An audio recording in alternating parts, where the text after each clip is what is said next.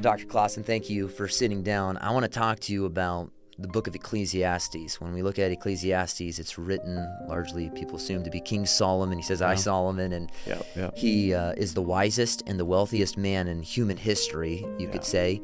He's got everything money could buy. He's got 300 wives and 700 concubines. So he has every single woman he ever desired. And yet you find throughout the book that he is searching for satisfaction and yearning for significance. And he can't seem to find it in anything under the sun. And you see that reoccurring theme. But I want to maybe, even as you're teaching through this with a large group of men, talk to us about the book of Ecclesiastes. Why is it so contemporary? Why is it so relevant to even what you see amongst many men today? What are some of the grand themes that emerge? And what are the main principles from the book that are helpful for us in even our modern context? Yeah, there's a lot there, and I'll try to answer all those questions, but certainly jump in and explain God. Yeah, that's right, yeah. Well, first of all, I do believe it was Solomon who wrote this, and I would say that there has never been a man so uniquely fitted for writing a book like this than Solomon. As you said, one who is gifted an incredible amount of wisdom. 1 Kings 4 says that he was wiser than anyone in the East, and the Lord had gifted him that insight, that knowledge. Secondly, he was one who had all that men would ever think that they need. He had the wealth. He also had all the political power that one could want at that time, and he tried with pleasure in so many different ways as well. He was able to test it all. And so in terms of one who, at a low point in his life, as he descended to the right up to the doorstep of folly, he had seen it all. He had experienced it all.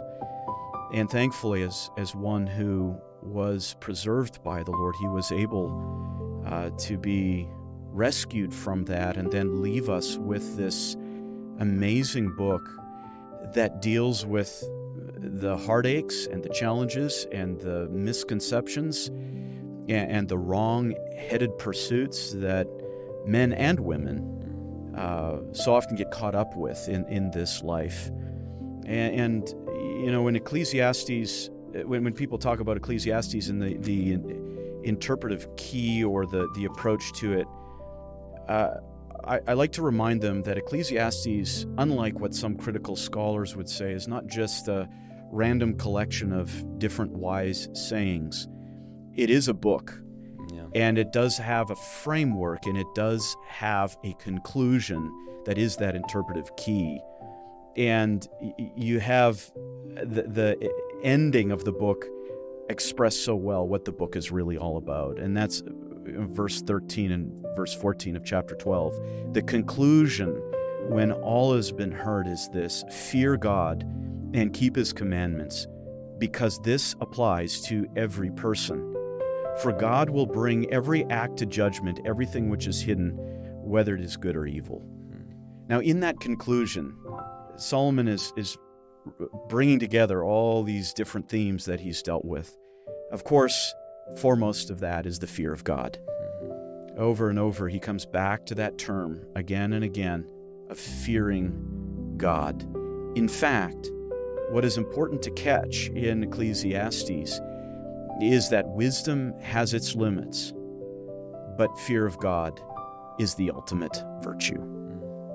Wisdom is useful, it is important, it is necessary, but wisdom is something which really puts the emphasis on us. In some ways, it's like a human work. But one thing completely takes the accolades out of our hands, and that's the fear of God. Because at the end of the matter, as he says, our ultimate responsibility is not even about ourselves. The ultimate responsibility is to have that affectionate reverence for God and recognize who he is.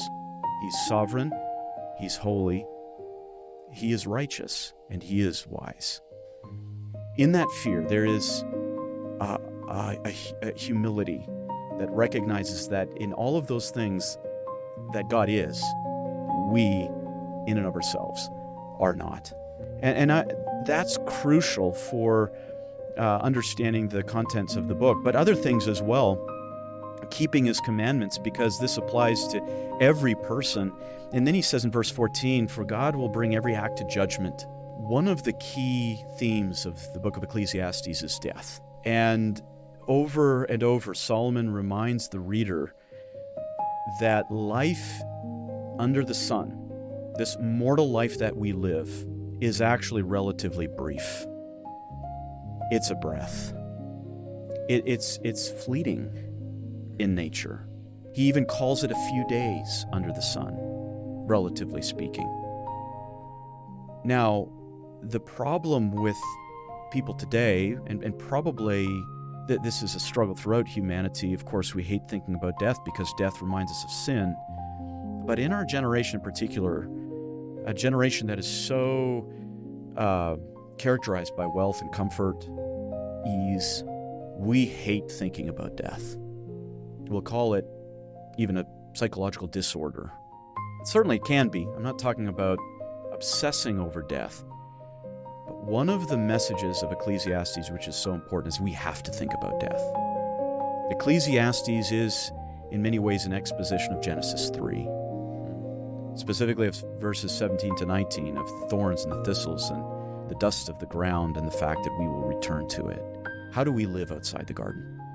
And for us to recognize life properly and to locate significance in the right place, in God himself, and that fear, is to realize that life is brief. It is to focus our thinking on that reality and to look at death and realize it's coming. And it doesn't do me any good to ignore it. It's not going to help my life today to pretend death doesn't exist. That's the worst thing to do. And that explains all the deviancies of this generation, is that they think death will not come. They'll find some way to subvert it. But Solomon wants us to realize death is going to come, and you can't prevent it. God sends it. He has brought it upon the human race. It's Genesis 3:19. But we, as fearers of God, we need not be fearful of death. Instead, that acknowledgement of death allows us to say, how do I want to live my life? Knowing that even the righteous die young, and that my life could be cut short, or even if I live a long life, so many other things in creation outlive me. Yeah. How do I order my life? Yeah. I've got to think backward from that point. That's what Solomon wants us to do. And listen, anybody on their deathbed is not thinking about sexual gratification and gratification from all the fleshly things of life. They are thinking about the most important things. And Solomon says, think of yourself there. And think about what will be most important to you then. Yeah. And then think backward and start living like that now. Yeah. And so what's important in this study is to get people to start thinking about their deaths. And that is important. Another related issue that Ecclesiastes raises is the problem of adversity. And in the middle of the book, Solomon deals with it in different ways, looking at it from different angles. And he asks a couple of questions that are really important. One of them he asks in chapter 6. He asks, who knows what is good for man? Who knows what is good for man? And he's dealing in that context with the idea that we always think we know what's good for us. And so we think that prosperity is good for us. We think gratification is always good for us. We think of all these different things that are good for us. And in that context, Solomon is saying, no, only God knows what is good for man. Only God knows. And then he develops that further, and he talks in chapter 7 about the things that God has bent, the crooked things. And he's not talking about morally crooked. He's talking about circumstances, more specifically about adversity. And he's saying that as a result of the curse which God has brought upon creation, creation groans. And even the righteous man will have days of prosperity and days of adversity. The days of adversity are the crooked things. And Solomon in that section, chapter 6, chapter 7 in particular, he helps us by avoiding two common responses to adversity. One of those approaches, we all know, it's the approach of the fool who says that God is since God is sovereign, He's sent these adversities even on the righteous. Then my moral actions don't even matter. So why don't I just dive into sin? And that's not an option. But another option is that of more of the moralist. And the moralist or the striver, when he or she faces adversity, wants to figure it out. I just talked to somebody yesterday going through some pretty significant adversity. And the question from that person was, what sin have I committed that God would do this to me? I've examined my life, I can't find it, but Pastor, can you help me find my sin?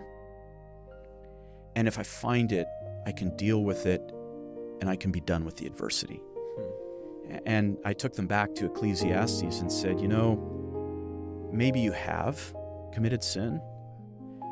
Maybe you're blind to it. But most of the adversity that we as Christians face is not even due to our sinful actions. These are the bent circumstances in a fallen world outside the garden. And the right response to all of it is not just to strive harder. It's not just to try and find the answer, to check off the boxes and think I can be done with it. Solomon calls upon us to trust, to know that we're not able to handle the enigmas of life. And the way through it is not by avoiding it or by remedying it. It's by trusting. And Solomon helps with that so much because he doesn't answer all of the enigmas of life. This book is full of all these enigmas that Solomon raises time after time. What about this? What about that? What about this? And he keeps doing that to bring us to the end of ourselves, to realize I'm not wise enough to answer or solve these things. I've got to fear God. I've got to trust. He knows what he's doing. But then there's another emphasis in this book, and it's found in the Carpe Diem statements. You have these occasional statements that Solomon introduces to the flow of his argument where he says, enjoy life. Yeah. Enjoy the wife of your youth. Enjoy your work. Enjoy your food. The most basic things of life. Solomon is saying, look, you're going to have adversity. You're not going to have all the answers to the questions. In fact, you'll have very few. He says, life is challenging. You're going to die. So what do you do with your life? Do you just throw up your hands in the air? Do you go out into the desert and live an ascetic life? Do you eat, drink, and be merry, for tomorrow we die? No. You don't plunge or lean into sin, but you do steward your life. Don't waste it. That even in life outside the garden, Solomon says, we have been given things to enjoy. Yeah. So live your life not seeking to solve all of life's dilemmas. You can't. Live your life not thinking that you're going to live forever. You won't in this existence, this form of existence. But in the life that you do have, as much of a vapor as it is, God has given you things to enjoy and to give him thanks in the midst of that. And that is part of fearing God. So altogether, even though there's a lot of deep and heavy tones in Ecclesiastes, it is an optimistic book. Yeah. Sounds interesting even when you maybe tether some of those themes that you're mentioning together. Solomon is looking for fulfillment in a fleeting life. He knows it's going to end. Yeah. And he's not going to consult his death day. His death day doesn't consult him. It's coming. Yeah. And then he's also looking for fulfillment, and then there appears to be almost the maybe a contrasting idea when he says the fear of the Lord is the key that unlocks the door of fulfillment that he's actually looking for. Yeah. So maybe just finally, because it appears to be contradictory in nature, because fear and fulfillment appear to be antonyms. Yeah. How do, in the mind of Solomon and the Word of God, and even to his kind of carpe diem, live hard, actually go hard, double down, how does fear and our fear of the Lord contribute to enjoying life in the here and now rather than the deprivation of joy? Yeah, and that is one of the key issues that Solomon deals with in this book, and that is looking at life the right way. He certainly does double down against the idea of seeking to enjoy things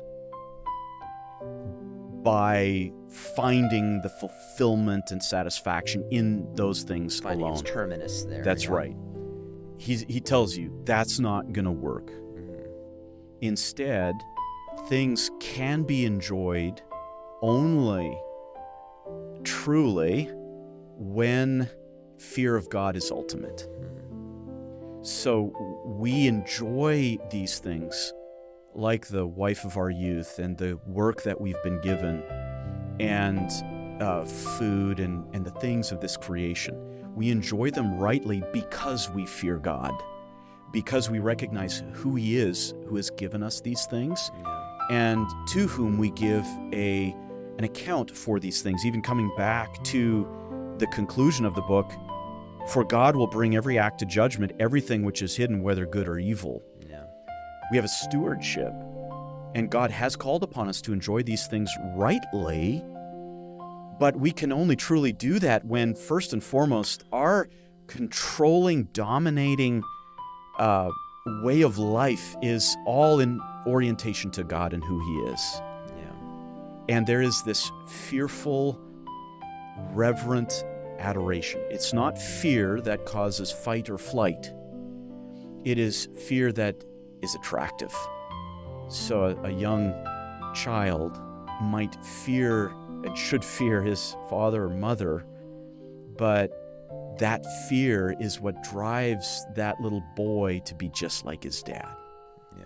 That's the kind of fear that is in view here. It is that reverent affection that causes us to bend in submission to the law of God, both the revealed law as well as the mysterious law, His providence. We bend to it.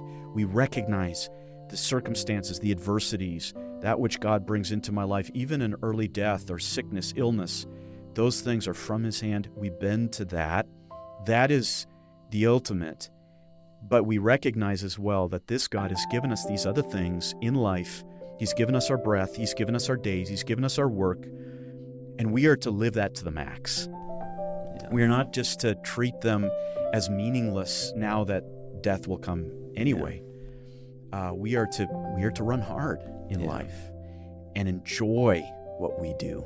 Yeah, which is, I think, what you use the term optimistic. I think it's easy to look at the morbidity of kind of the way Solomon is presenting certain things, but then to interpret, even as we've talked before, Scripture with Scripture, that we are broken people in a broken world, but is it Psalm 104 that God causes the grass to grow to feed the cattle so we can eat steak because He wants to make the heart of man glad. Yes. And so I think that there's sometimes a lack of understanding that, yes, we're to live for the glory of God. We are ambassadors, but we're also harmonizing that we're a kingdom ambassador with a mission, with the privilege that God has extended to us as His children to enjoy our wife and enjoy our life and to live hard, as you're saying, and to the max. I like that.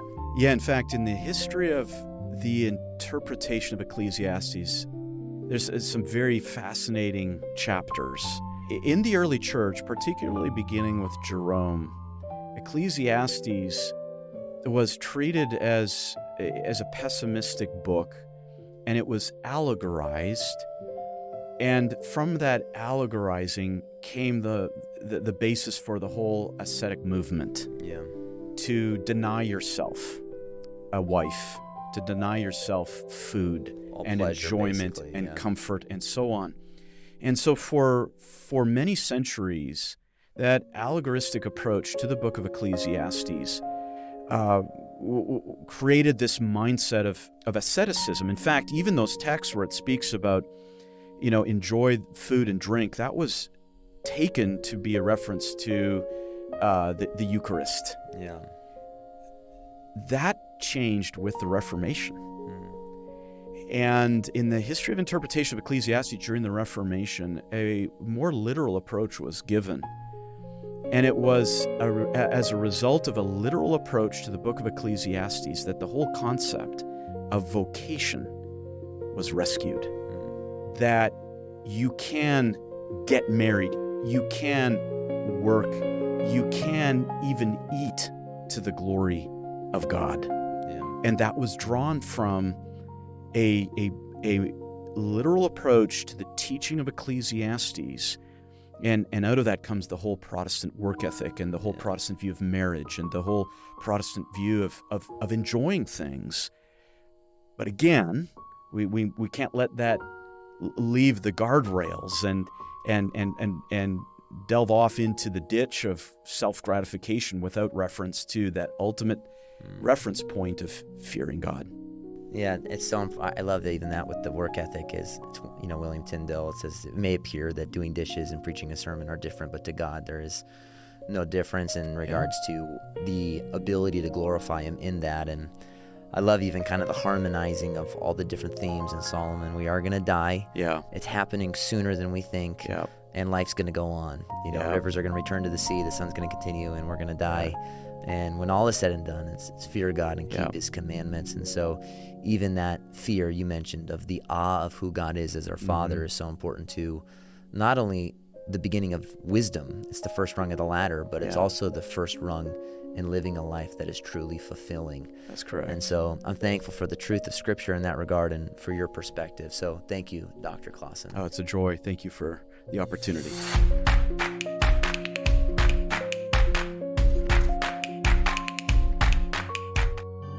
The Book of Judges, Chapter 1. Now after the death of Joshua, it came to pass that the children of Israel asked the Lord, saying, Who shall go up for us against the Canaanites first, to fight against them? And the Lord said, Judah shall go up. Behold, I have delivered the land into his hand.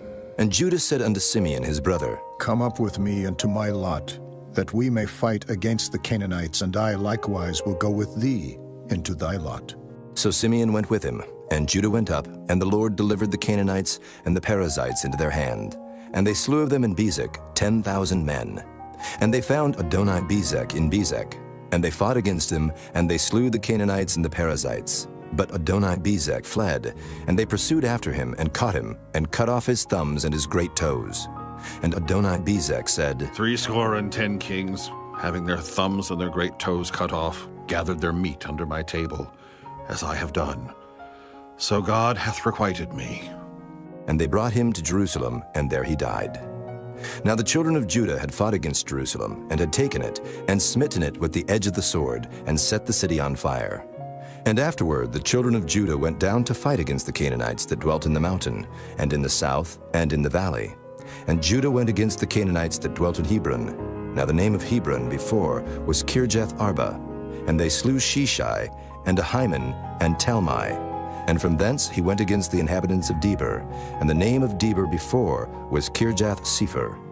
And Caleb said, He that smiteth Kirjath-Sepher, and taketh it, to him will I give Achsah, my daughter, to wife. And Othniel the son of Kenaz, Caleb's younger brother, took it, and he gave him Achsah his daughter to wife.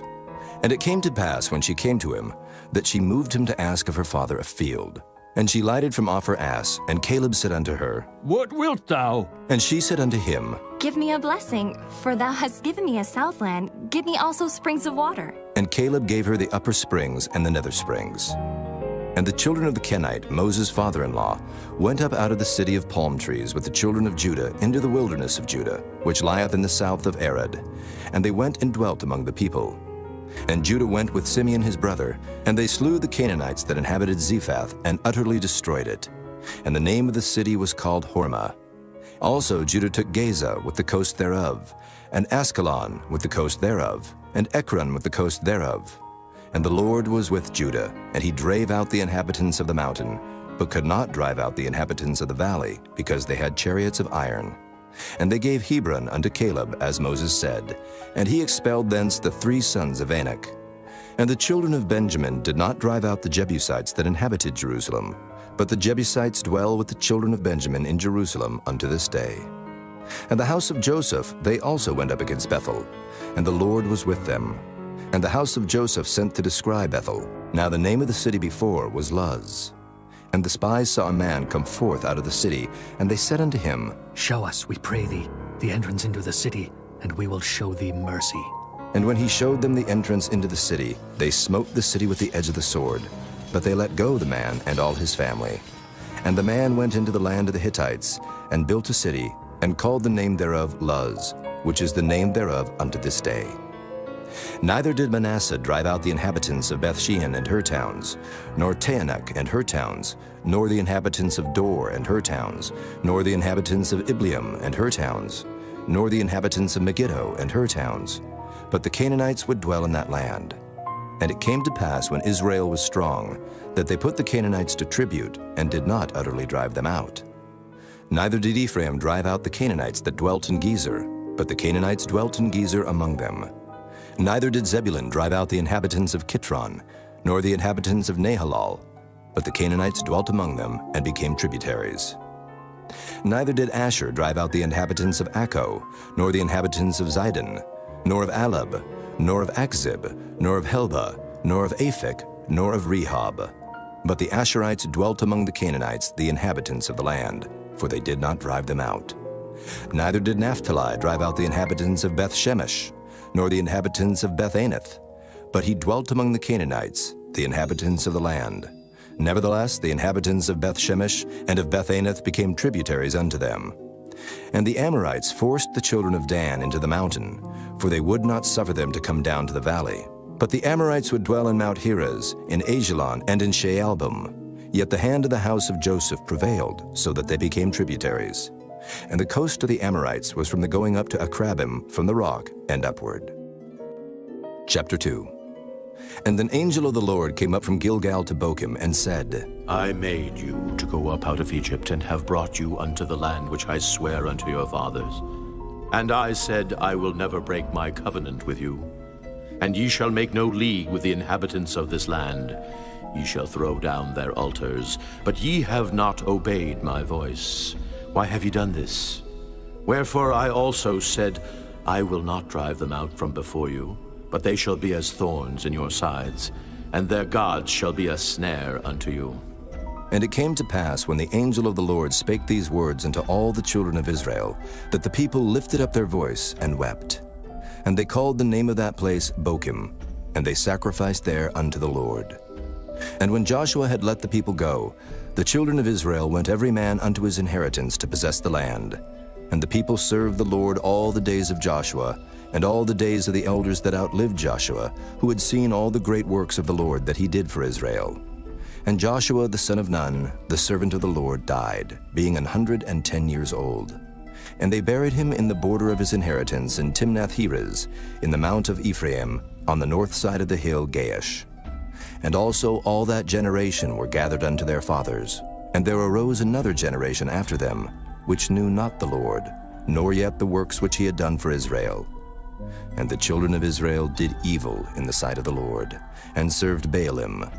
And they forsook the Lord God of their fathers, which brought them out of the land of Egypt, and followed other gods, of the gods of the people that were round about them, and bowed themselves unto them, and provoked the Lord to anger.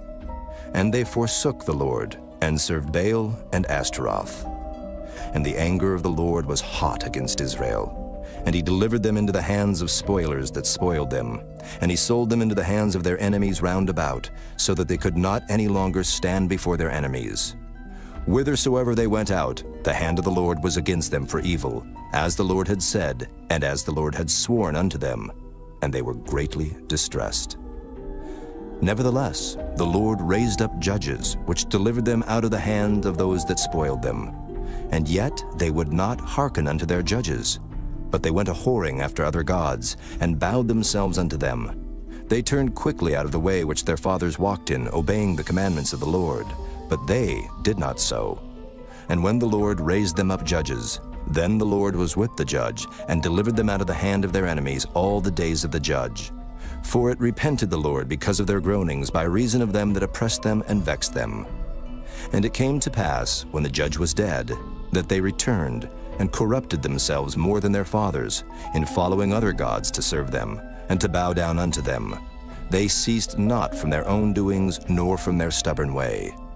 And the anger of the Lord was hot against Israel. And he said, Because that this people hath transgressed my covenant, which I commanded their fathers, and have not hearkened unto my voice, I also will not henceforth drive out any from before them of the nations which Joshua left when he died, that through them I may prove Israel, whether they will keep the way of the Lord to walk therein, as their fathers did keep it or not.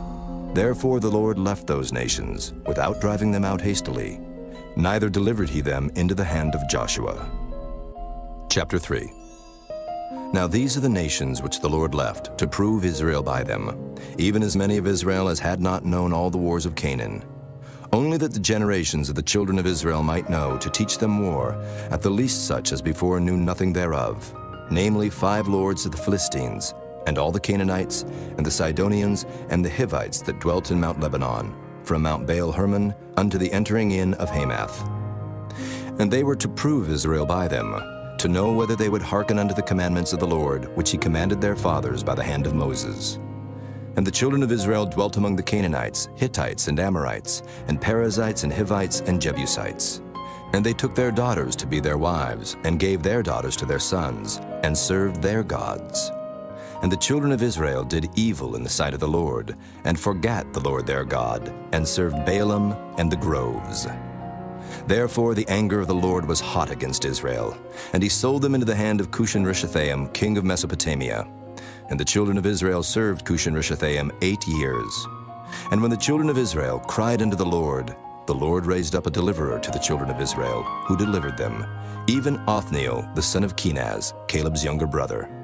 And the Spirit of the Lord came upon him, and he judged Israel and went out to war. And the Lord delivered Cushan-Rishathaim, king of Mesopotamia, into his hand, and his hand prevailed against Cushan-Rishathaim. And the land had rest 40 years, and Othniel, the son of Kenaz, died. And the children of Israel did evil again in the sight of the Lord. And the Lord strengthened Eglon, the king of Moab, against Israel, because they had done evil in the sight of the Lord. And he gathered unto him the children of Ammon and Amalek, and went and smote Israel, and possessed the city of palm trees. So the children of Israel served Eglon, the king of Moab, 18 years. But when the children of Israel cried unto the Lord raised them up a deliverer, Ehud, the son of Gera, a Benjamite, a man left-handed. And by him the children of Israel sent a present unto Eglon, the king of Moab. But Ehud made him a dagger which had 2 edges, of a cubit length, and he did gird it under his raiment upon his right thigh. And he brought the present unto Eglon, king of Moab. And Eglon was a very fat man. And when he had made an end to offer the present, he sent away the people that bare the present. But he himself turned again from the quarries that were by Gilgal, and said, I have a secret errand unto thee, O king. Who said, Keep silence. And all that stood by him went out from him. And Ehud came unto him, and he was sitting in a summer parlor which he had for himself alone. And Ehud said, I have a message from God unto thee. And he arose out of his seat, and Ehud put forth his left hand, and took the dagger from his right thigh, and thrust it into his belly.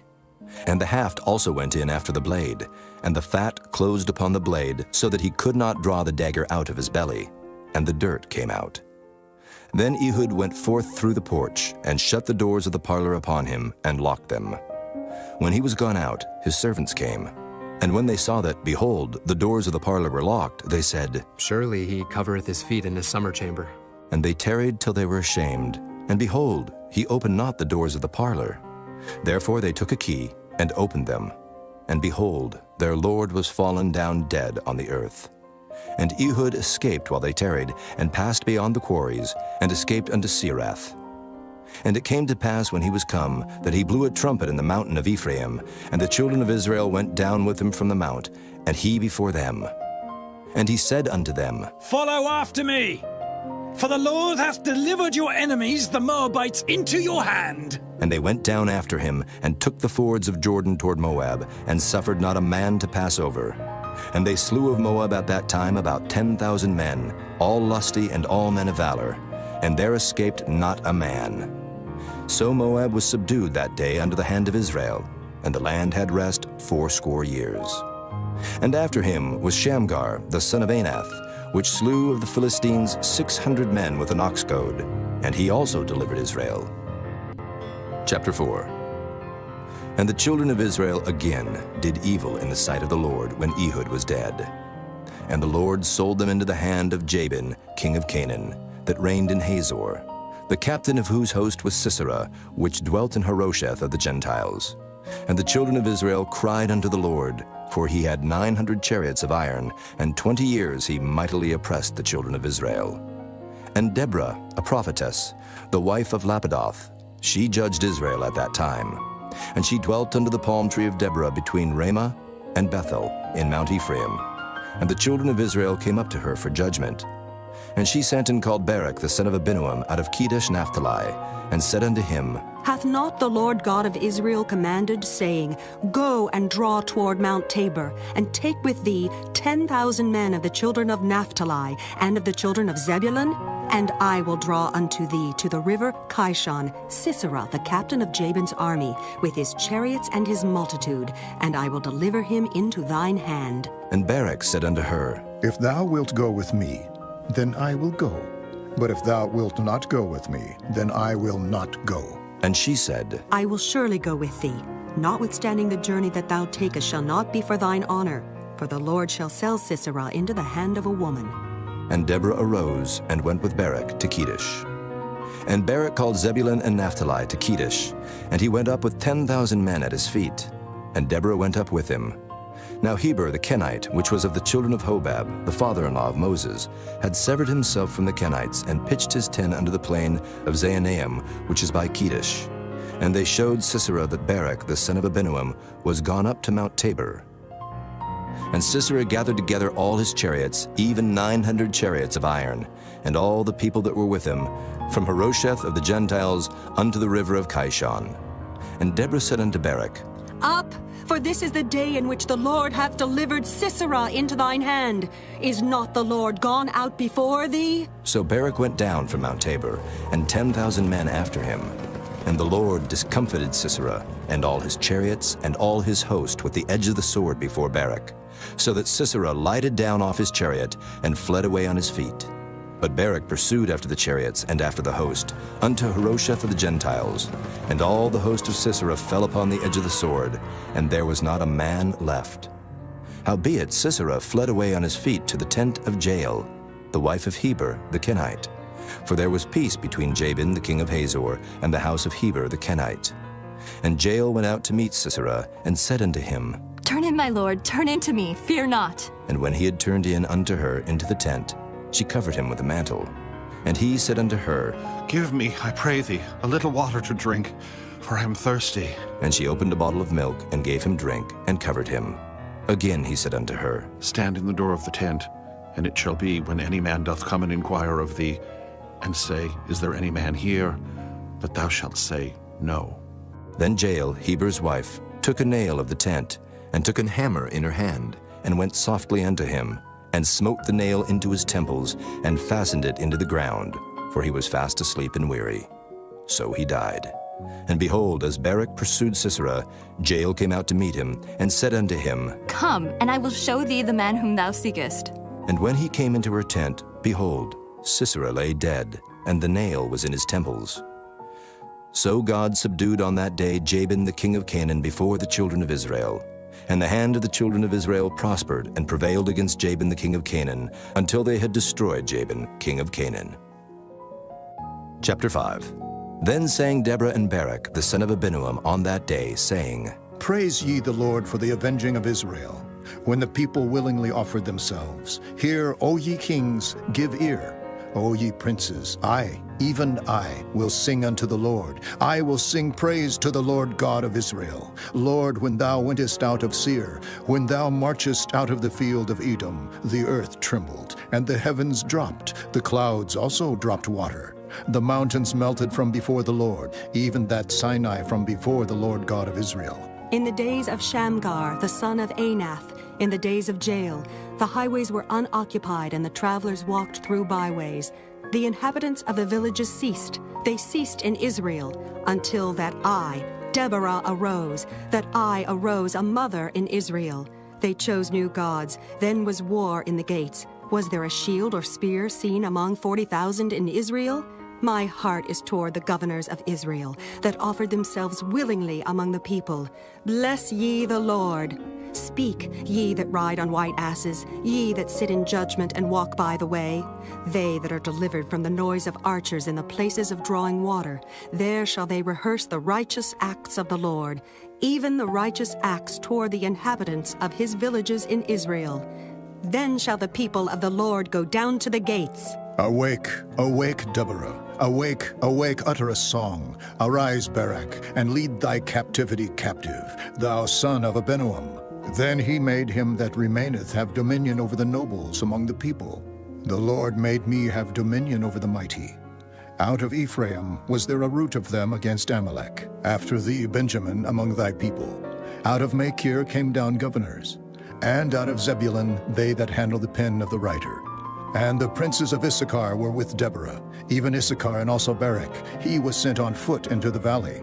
For the divisions of Reuben there were great thoughts of heart. Why abodest thou among the sheepfolds, to hear the bleatings of the flocks? For the divisions of Reuben there were great searchings of heart. Gilead abode beyond Jordan, and why did Dan remain in ships? Asher continued on the seashore, and abode in his breaches.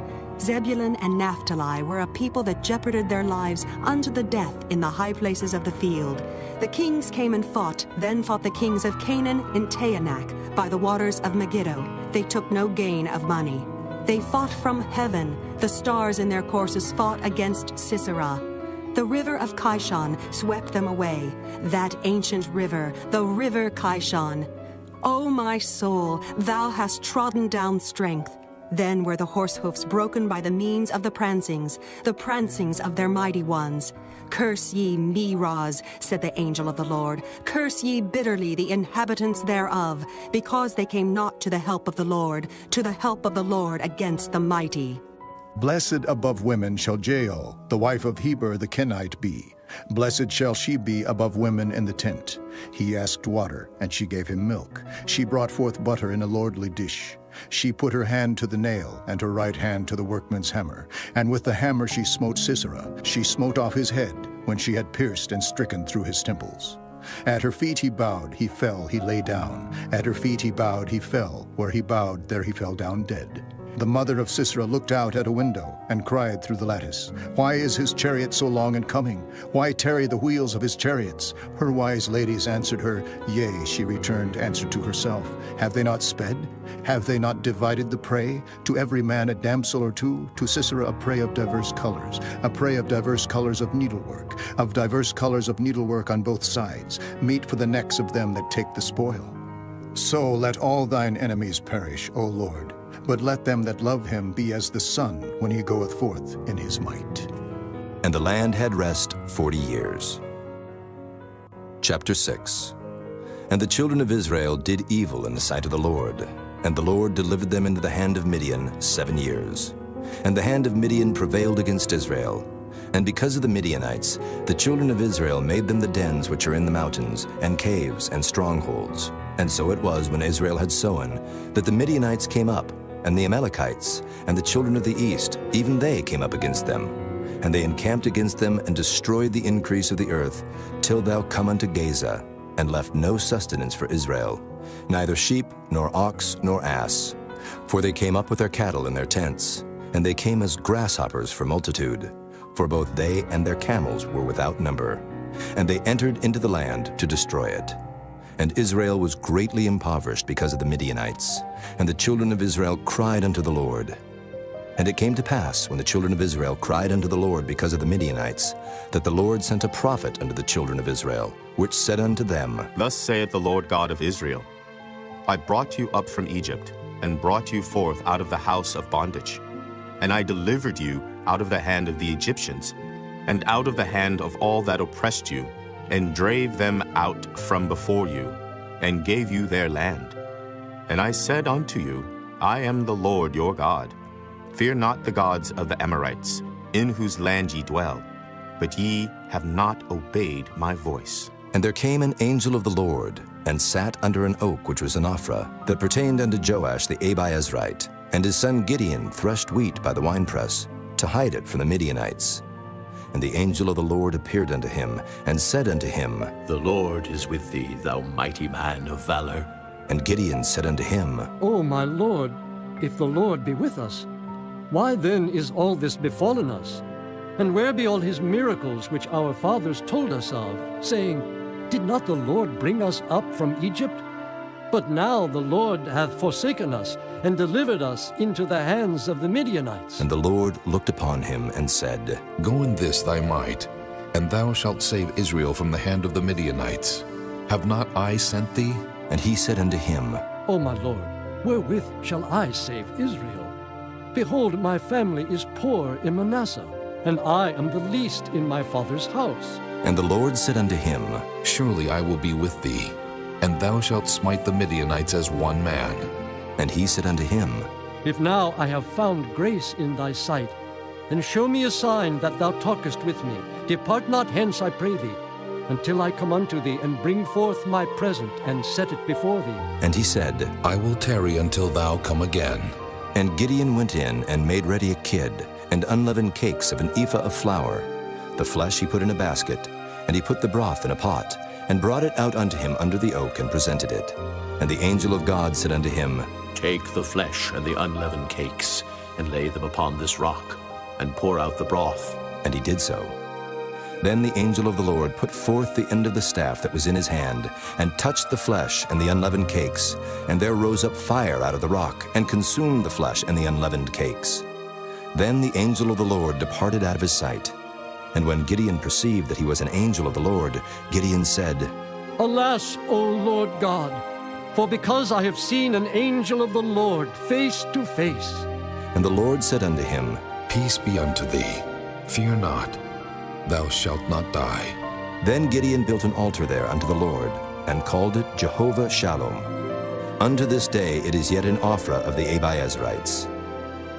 And it came to pass the same night that the Lord said unto him, Take thy father's young bullock, even the second bullock of 7 years old, and throw down the altar of Baal that thy father hath, and cut down the grove that is by it, and build an altar unto the Lord thy God upon the top of this rock, in the ordered place.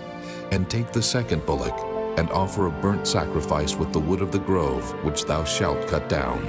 Then Gideon took 10 men of his servants, and did as the Lord had said unto him.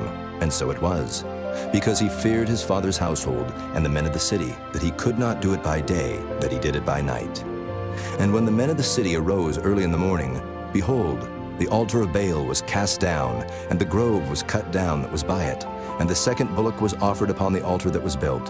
And they said one to another, Who hath done this thing? And when they inquired and asked, they said, Gideon, the son of Joash, hath done this thing. Then the men of the city said unto Joash, Bring out thy son that he may die, because he hath cast down the altar of Baal, and because he hath cut down the grove that was by it. And Joash said unto all that stood against him, Will ye plead for Baal? Will ye save him? He that will plead for him, let him be put to death whilst it is yet morning.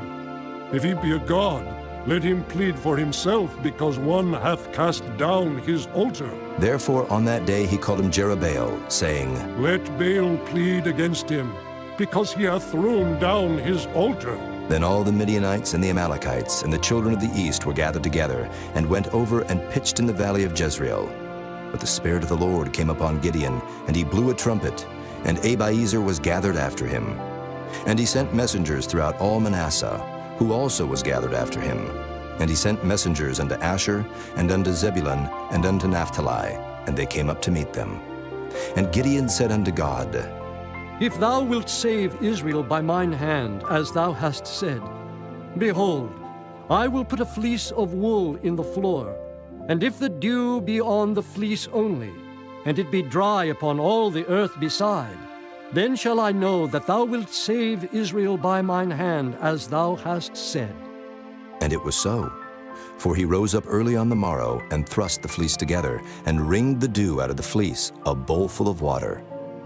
And Gideon said unto God, Let not thine anger be hot against me, and I will speak but this once. Let me prove, I pray thee, but this once with the fleece. Let it now be dry only upon the fleece, and upon all the ground let there be dew. And God did so that night, for it was dry upon the fleece only, and there was dew on all the ground. Chapter 7. Then Jerubbaal, who is Gideon, and all the people that were with him, rose up early and pitched beside the well of Harod, so that the host of the Midianites were on the north side of them, by the hill of Moreh in the valley. And the Lord said unto Gideon, The people that are with thee are too many for me to give to the Midianites into their hands, lest Israel vaunt themselves against me, saying, Mine own hand hath saved me. Now therefore, go to, proclaim in the ears of the people, saying, Whosoever is fearful and afraid, let him return and depart early from Mount Gilead. And there returned to the people 22,000, and there remained 10,000. And the Lord said unto Gideon, The people are yet too many. Bring them down unto the water, and I will try them for thee there. And it shall be, that of whom I say unto thee, This shall go with thee, the same shall go with thee. And of whomsoever I say unto thee, This shall not go with thee, the same shall not go. So he brought down the people unto the water. And the Lord said unto Gideon, Every one that lappeth of the water with his tongue, as a dog lappeth, him shalt thou set by himself. Likewise every one that boweth down upon his knees to drink. And the number of them that lapped, putting their hand to their mouth, were 300 men. But all the rest of the people bowed down upon their knees to drink water. And the Lord said unto Gideon, By the 300 men that lapped will I save you, and deliver the Midianites into thine hand, and let all the other people go, every man unto his place. So the people took victuals in their hand, and their trumpets, and he sent all the rest of Israel, every man unto his tent, and retained those 300 men, and the host of Midian was beneath him in the valley.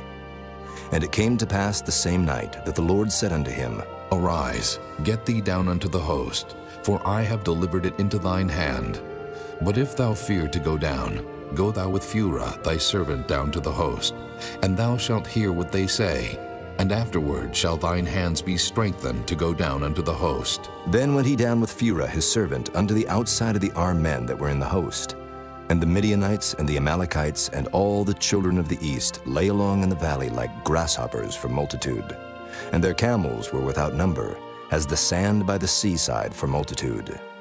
And when Gideon was come, behold, there was a man that told a dream unto his fellow, and said, Behold, I dreamed a dream, and lo, a cake of barley bread tumbled into the host of Midian, and came unto a tent, and smote it, that it fell, and overturned it, that the tent lay along. And his fellow answered and said, This is nothing else save the sword of Gideon the son of Joash, a man of Israel, for into his hand hath God delivered Midian and all the host. And it was so, when Gideon heard the telling of the dream and the interpretation thereof, that he worshipped, and returned into the host of Israel, and said, Arise, for the Lord hath delivered into your hand the host of Midian. And he divided the 300 men into 3 companies. And he put a trumpet in every man's hand, with empty pitchers and lamps within the pitchers. And he said unto them, Look on me, and do likewise. And behold, when I come to the outside of the camp, it shall be that as I do, so shall ye do. When I blow with the trumpet, I and all that are with me, then blow ye the trumpets also on every side of all the camp, and say, The sword of the Lord and of Gideon. So Gideon and the 100 men that were with him came unto the outside of the camp in the beginning of the middle watch, and they had but newly set the watch. And they blew the trumpets and brake the pitchers that were in their hands. And the 3 companies blew the trumpets and brake the pitchers, and held the lamps in their left hands, and the trumpets in their right hands, to blow withal. And they cried, The sword of the Lord and of Gideon! And they stood every man in his place round about the camp. And all the host ran, and cried, and fled. And the 300 blew the trumpets, And the Lord set every man's sword against his fellow, even throughout all the host. And the host fled to Bethshida in Zererath, and to the border of Abel-Meholah unto Tabbath. And the men of Israel gathered themselves together out of Naphtali, and out of Asher, and out of all Manasseh, and pursued after the Midianites. And Gideon sent messengers throughout all Mount Ephraim, saying, Come down against the Midianites, and take before them the waters unto Beth-bara and Jordan. Then all the men of Ephraim gathered themselves together, and took the waters unto Beth-bara and Jordan. And they took 2 princes of the Midianites, Oreb and Zeeb. And they slew Oreb upon the rock Oreb, and Zeeb they slew at the winepress of Zeeb, and pursued Midian, and brought the heads of Oreb and Zeeb to Gideon on the other side Jordan. Chapter 8. And the men of Ephraim said unto him, Why hast thou served us thus, that thou calledst us not, when thou wentest to fight with the Midianites? And they did chide with him sharply. And he said unto them, What have I done now in comparison of you? Is not the gleaning of the grapes of Ephraim better than the vintage of Abiezer? God hath delivered into your hands the princes of Midian, Oreb, and Zeeb. And what was I able to do in comparison of you? Then their anger was abated toward him when he had said that. And Gideon came to Jordan and passed over, he and the 300 men that were with him, faint, yet pursuing them. And he said unto the men of Succoth, Give, I pray you, loaves of bread unto the people that follow me, for they be faint. And I am pursuing after Zebah and Zalmunna, kings of Midian. And the princes of Succoth said, Are the hands of Zebah and Zalmunna now in thine hand, that we should give bread unto thine army? And Gideon said, Therefore, when the Lord hath delivered Zebah and Zalmunna into mine hand, then I will tear your flesh with the thorns of the wilderness and with briars. And he went up thence to Penuel, and spake unto them likewise. And the men of Penuel answered him as the men of Succoth had answered him. And he spake also unto the men of Penuel, saying, When I come again in peace, I will break down this tower. Now Zebah and Zalmunna were in Karkor, and their hosts with them, about 15,000 men, all that were left of all the hosts of the children of the east. For there fell 120,000 men that drew sword. And Gideon went up by the way of them that dwelt in tents on the east of Nobah and Jogbehah, and smote the host, for the host was secure. And when Zebah and Zalmunna fled, he pursued after them, and took the 2 kings of Midian, Zebah and Zalmunna, and discomfited all the host. And Gideon the son of Joash returned from battle before the sun was up, and caught a young man of the men of Succoth, and inquired of him. And he described unto him the princes of Succoth, and the elders thereof, even 70 men. And he came unto the men of Succoth, and said, Behold Zebah and Zalmunna, with whom ye did upbraid me, saying, Are the hands of Zebah and Zalmunna now in thine hand, that we should give bread unto thy men that are weary? And he took the elders of the city, and thorns of the wilderness and briars, and with them he taught the men of Succoth. And he beat down the tower of Penuel, and slew the men of the city. Then said he unto Zebah and Zalmunna, What manner of men were they whom ye slew at Tabor? And they answered, As thou art, so were they. Each one resembled the children of a king. And he said, They were my brethren, even the sons of my mother. As the Lord liveth, if ye had saved them alive, I would not slay you. And he said unto Jether his firstborn, Up and slay them. But the youth drew not his sword, for he feared because he was yet a youth. Then Zebah and Zalmunna said, Rise thou and fall upon us, for as the man is, so is his strength. And Gideon arose and slew Zebah and Zalmunna, and took away the ornaments that were on their camels' necks. Then the men of Israel said unto Gideon, Rule thou over us, both thou and thy son's son also, for thou hast delivered us from the hand of Midian. And Gideon said unto them, I will not rule over you, neither shall my son rule over you. The Lord shall rule over you. And Gideon said unto them, I would desire a request of you, that ye would give me every man the earrings of his prey. For they had golden earrings, because they were Ishmaelites. And they answered, We will willingly give them. And they spread a garment, and did cast therein every man the earrings of his prey. And the weight of the golden earrings that he requested was 1,700 shekels of gold, beside ornaments and collars and purple raiment that was on the kings of Midian, and beside the chains that were about their camels' necks. And Gideon made an ephod thereof, and put it in his city, even in Ophrah. and all Israel went thither a-whoring after it, which thing became a snare unto Gideon and to his house. Thus was Midian subdued before the children of Israel, so that they lifted up their heads no more, and the country was in quietness 40 years in the days of Gideon. And Jerubbaal the son of Joash went and dwelt in his own house. And Gideon had 70 sons of his body begotten, for he had many wives. And his concubine that was in Shechem, she also bare him a son, whose name he called Abimelech. And Gideon the son of Joash died in a good old age, and was buried in the sepulchre of Joash his father, in Ophrah of the Abiezrites. And it came to pass, as soon as Gideon was dead, that the children of Israel turned again, and went a-whoring after Baalim, and made Baal-berith their god. And the children of Israel remembered not the Lord their God, who had delivered them out of the hands of all their enemies on every side. Neither showed they kindness to the house of Jerubbaal, namely Gideon, according to all the goodness which he had showed unto Israel. Chapter 9. And Abimelech the son of Jerubbaal went to Shechem unto his mother's brethren, and communed with them, and with all the family of the house of his mother's father, saying, Speak, I pray you, in the ears of all the men of Shechem. Whether is better for you, either that all the sons of Jerubbaal, which are 70 persons, reign over you, or that one reign over you? And remember also that I am your bone and your flesh. And his mother's brethren spake of him in the ears of all the men of Shechem all these words. And their hearts inclined to follow Abimelech, for they said, He is our brother. And they gave him 70 pieces of silver out of the house of Baal-berith, wherewith Abimelech hired vain and light persons which followed him. And he went unto his father's house at Ophrah, and slew his brethren, the sons of Jerubbaal, being 70 persons, upon one stone. Notwithstanding yet Jotham, the youngest son of Jerubbaal, was left, for he hid himself. And all the men of Shechem gathered together, and all the house of Millo, and went and made Abimelech king by the plain of the pillar that was in Shechem. And when they told it to Jotham, he went and stood in the top of Mount Gerizim, and lifted up his voice, and cried, and said unto them, Hearken unto me, ye men of Shechem, that God may hearken unto you. The trees went forth on a time to anoint a king over them. And they said unto the olive tree, Reign thou over us.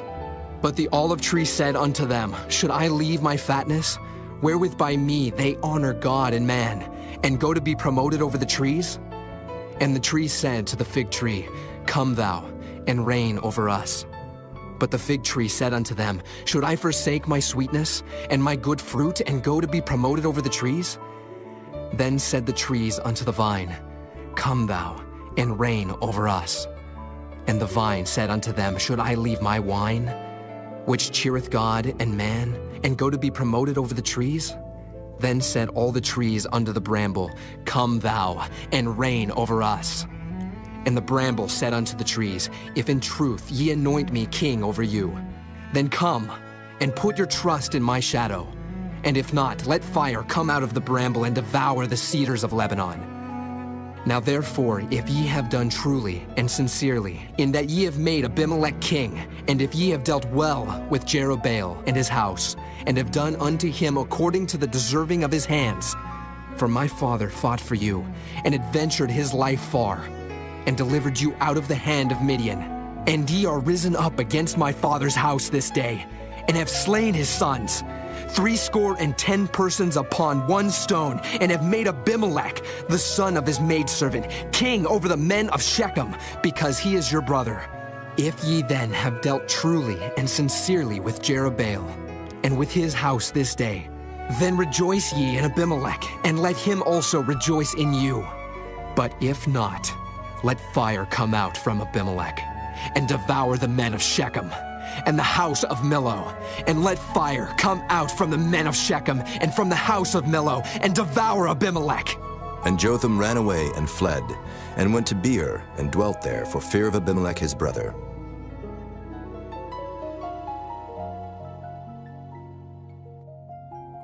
When Abimelech had reigned 3 years over Israel, then God sent an evil spirit between Abimelech and the men of Shechem.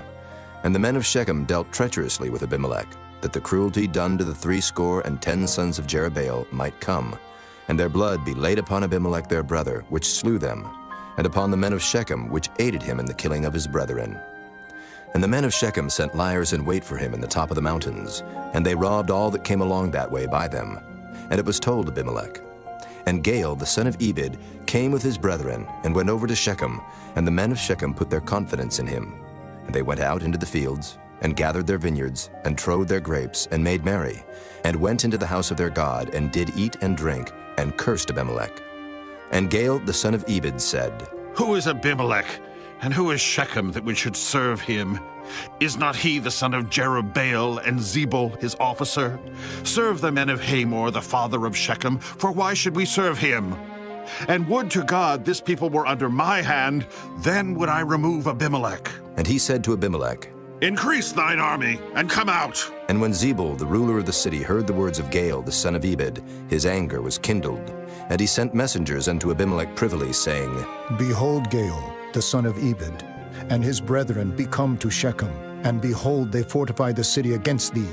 Now therefore up by night, thou and the people that is with thee, and lie in wait in the field. And it shall be that in the morning, as soon as the sun is up, thou shalt rise early, and set upon the city, and behold, when he and the people that is with him come out against thee, then mayest thou do to them as thou shalt find occasion. And Abimelech rose up, and all the people that were with him by night, and they laid wait against Shechem in 4 companies. And Gaal the son of Ebed went out, and stood in the entering of the gate of the city. And Abimelech rose up, and the people that were with him, from lying in wait. And when Gaal saw the people, he said to Zebul, Behold, there come people down from the top of the mountains. And Zebul said unto him, Thou seest the shadow of the mountains as if they were men. And Gaal spake again and said, See, there come people down by the middle of the land, and another company come along by the plain of Meonanim. Then said Zebul unto him, Where is now thy mouth, wherewith thou saidst, Who is Abimelech, that we should serve him? Is not this the people that thou hast despised? Go out, I pray now, and fight with them. And Gaal went out before the men of Shechem, and fought with Abimelech.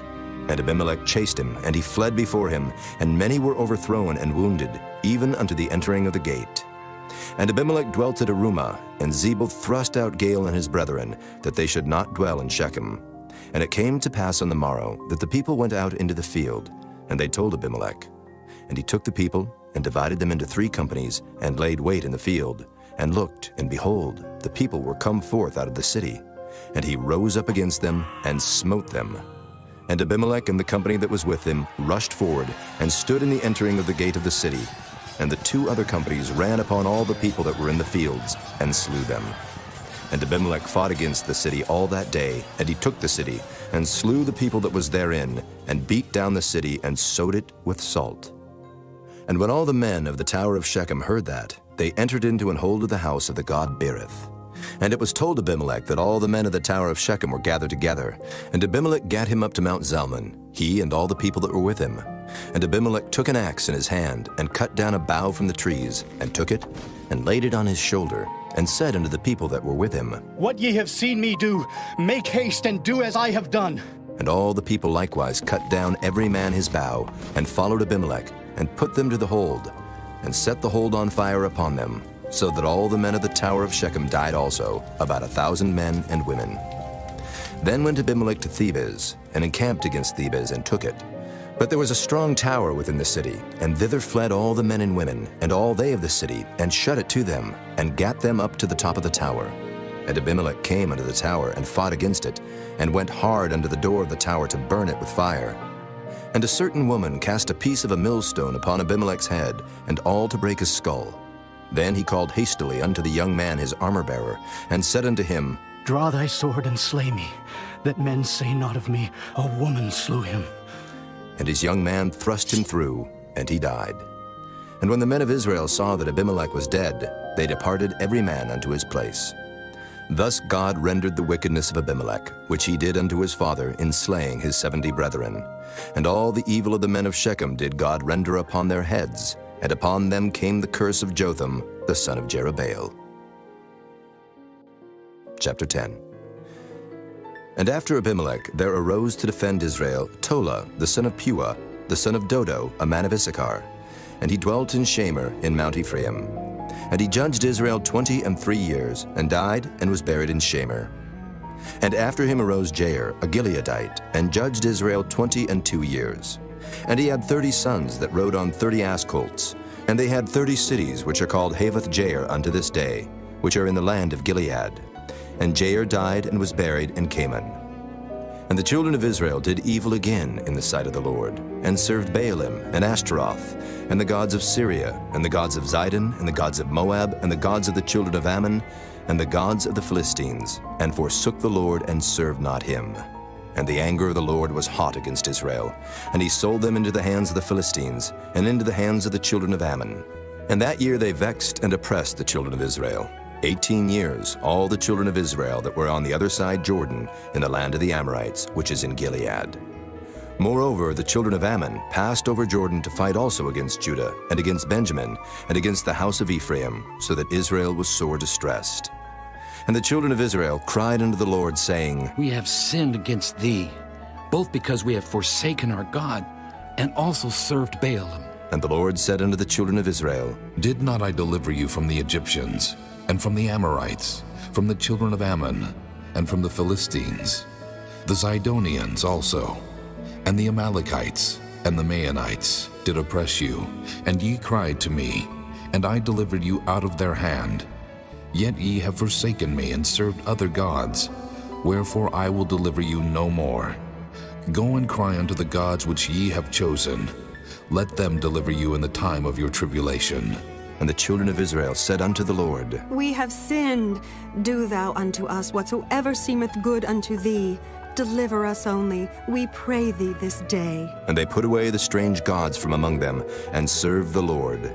And his soul was grieved for the misery of Israel. Then the children of Ammon were gathered together, and encamped in Gilead. And the children of Israel assembled themselves together, and encamped in Mizpah. And the people and princes of Gilead said one to another, What man is he that will begin to fight against the children of Ammon? He shall be head over all the inhabitants of Gilead. Chapter 11. Now Jephthah the Gileadite was a mighty man of valor, and he was the son of an harlot. And Gilead begat Jephthah. And Gilead's wife bare him sons, and his wife's sons grew up, and they thrust out Jephthah, and said unto him, Thou shalt not inherit in our father's house, for thou art the son of a strange woman. Then Jephthah fled from his brethren, and dwelt in the land of Tob. And there were gathered vain men to Jephthah, and went out with him.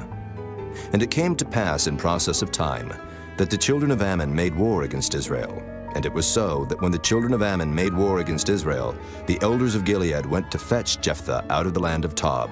And they said unto Jephthah, Come, and be our captain, that we may fight with the children of Ammon. And Jephthah said unto the elders of Gilead, Did not ye hate me, and expel me out of my father's house? And why are ye come unto me now, when ye are in distress?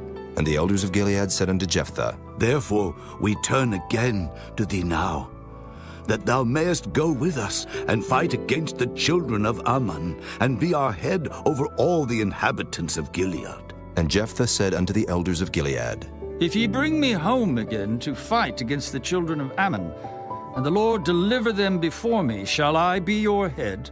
And the elders of Gilead said unto Jephthah, The Lord be witness between us, if we do not so according to thy words. Then Jephthah went with the elders of Gilead, and the people made him head and captain over them. And Jephthah uttered all his words before the Lord in Mizpah.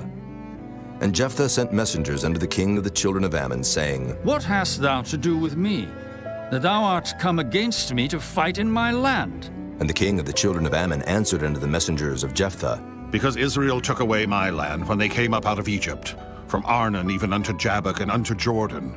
Now therefore restore those lands again, peaceably. And Jephthah sent messengers again unto the king of the children of Ammon, and said unto him, Thus saith Jephthah, Israel took not away the land of Moab, nor the land of the children of Ammon. But when Israel came up from Egypt, and walked through the wilderness under the Red Sea, and came to Kadesh, then Israel sent messengers unto the king of Edom, saying, Let me, I pray thee, pass through thy land. But the king of Edom would not hearken thereto. And in like manner they sent unto the king of Moab, but he would not consent. And Israel abode in Kadesh. Then they went along through the wilderness, and compassed the land of Edom and the land of Moab, and came by the east side of the land of Moab, and pitched on the other side of Arnon, but came not within the border of Moab. For Arnon was the border of Moab. And Israel sent messengers unto Sihon, king of the Amorites, the king of Heshbon. And Israel said unto him, Let us pass, we pray thee, through thy land into my place. But Sihon trusted not Israel to pass through his coast. But Sihon gathered all his people together, and pitched in Jahaz, and fought against Israel. And the Lord God of Israel delivered Sihon and all his people into the hand of Israel, and they smote them. So Israel possessed all the land of the Amorites, the inhabitants of that country. And they possessed all the coasts of the Amorites from Arnon even unto Jabbok, and from the wilderness even unto Jordan. So now the Lord God of Israel hath dispossessed the Amorites from before his people Israel, and shouldest thou possess it? Wilt not thou possess that which Chemosh thy God giveth thee to possess? So whomsoever the Lord our God shall drive out from before us, them will we possess. And now art thou anything better than Balak the son of Zippor, king of Moab? Did he ever strive against Israel, or did he ever fight against them, while Israel dwelt in Heshbon and her towns, and in Aroer and her towns, and in all the cities that be along by the coasts of Arnon 300 years? Why, therefore, did ye not recover them within that time? Wherefore I have not sinned against thee, but thou doest me wrong to war against me. The Lord the judge be judge this day between the children of Israel and the children of Ammon. Howbeit the king of the children of Ammon hearkened not unto the words of Jephthah which he sent him. Then the Spirit of the Lord came upon Jephthah, and he passed over Gilead and Manasseh, and passed over Mizpah of Gilead. And from Mizpah of Gilead he passed over unto the children of Ammon.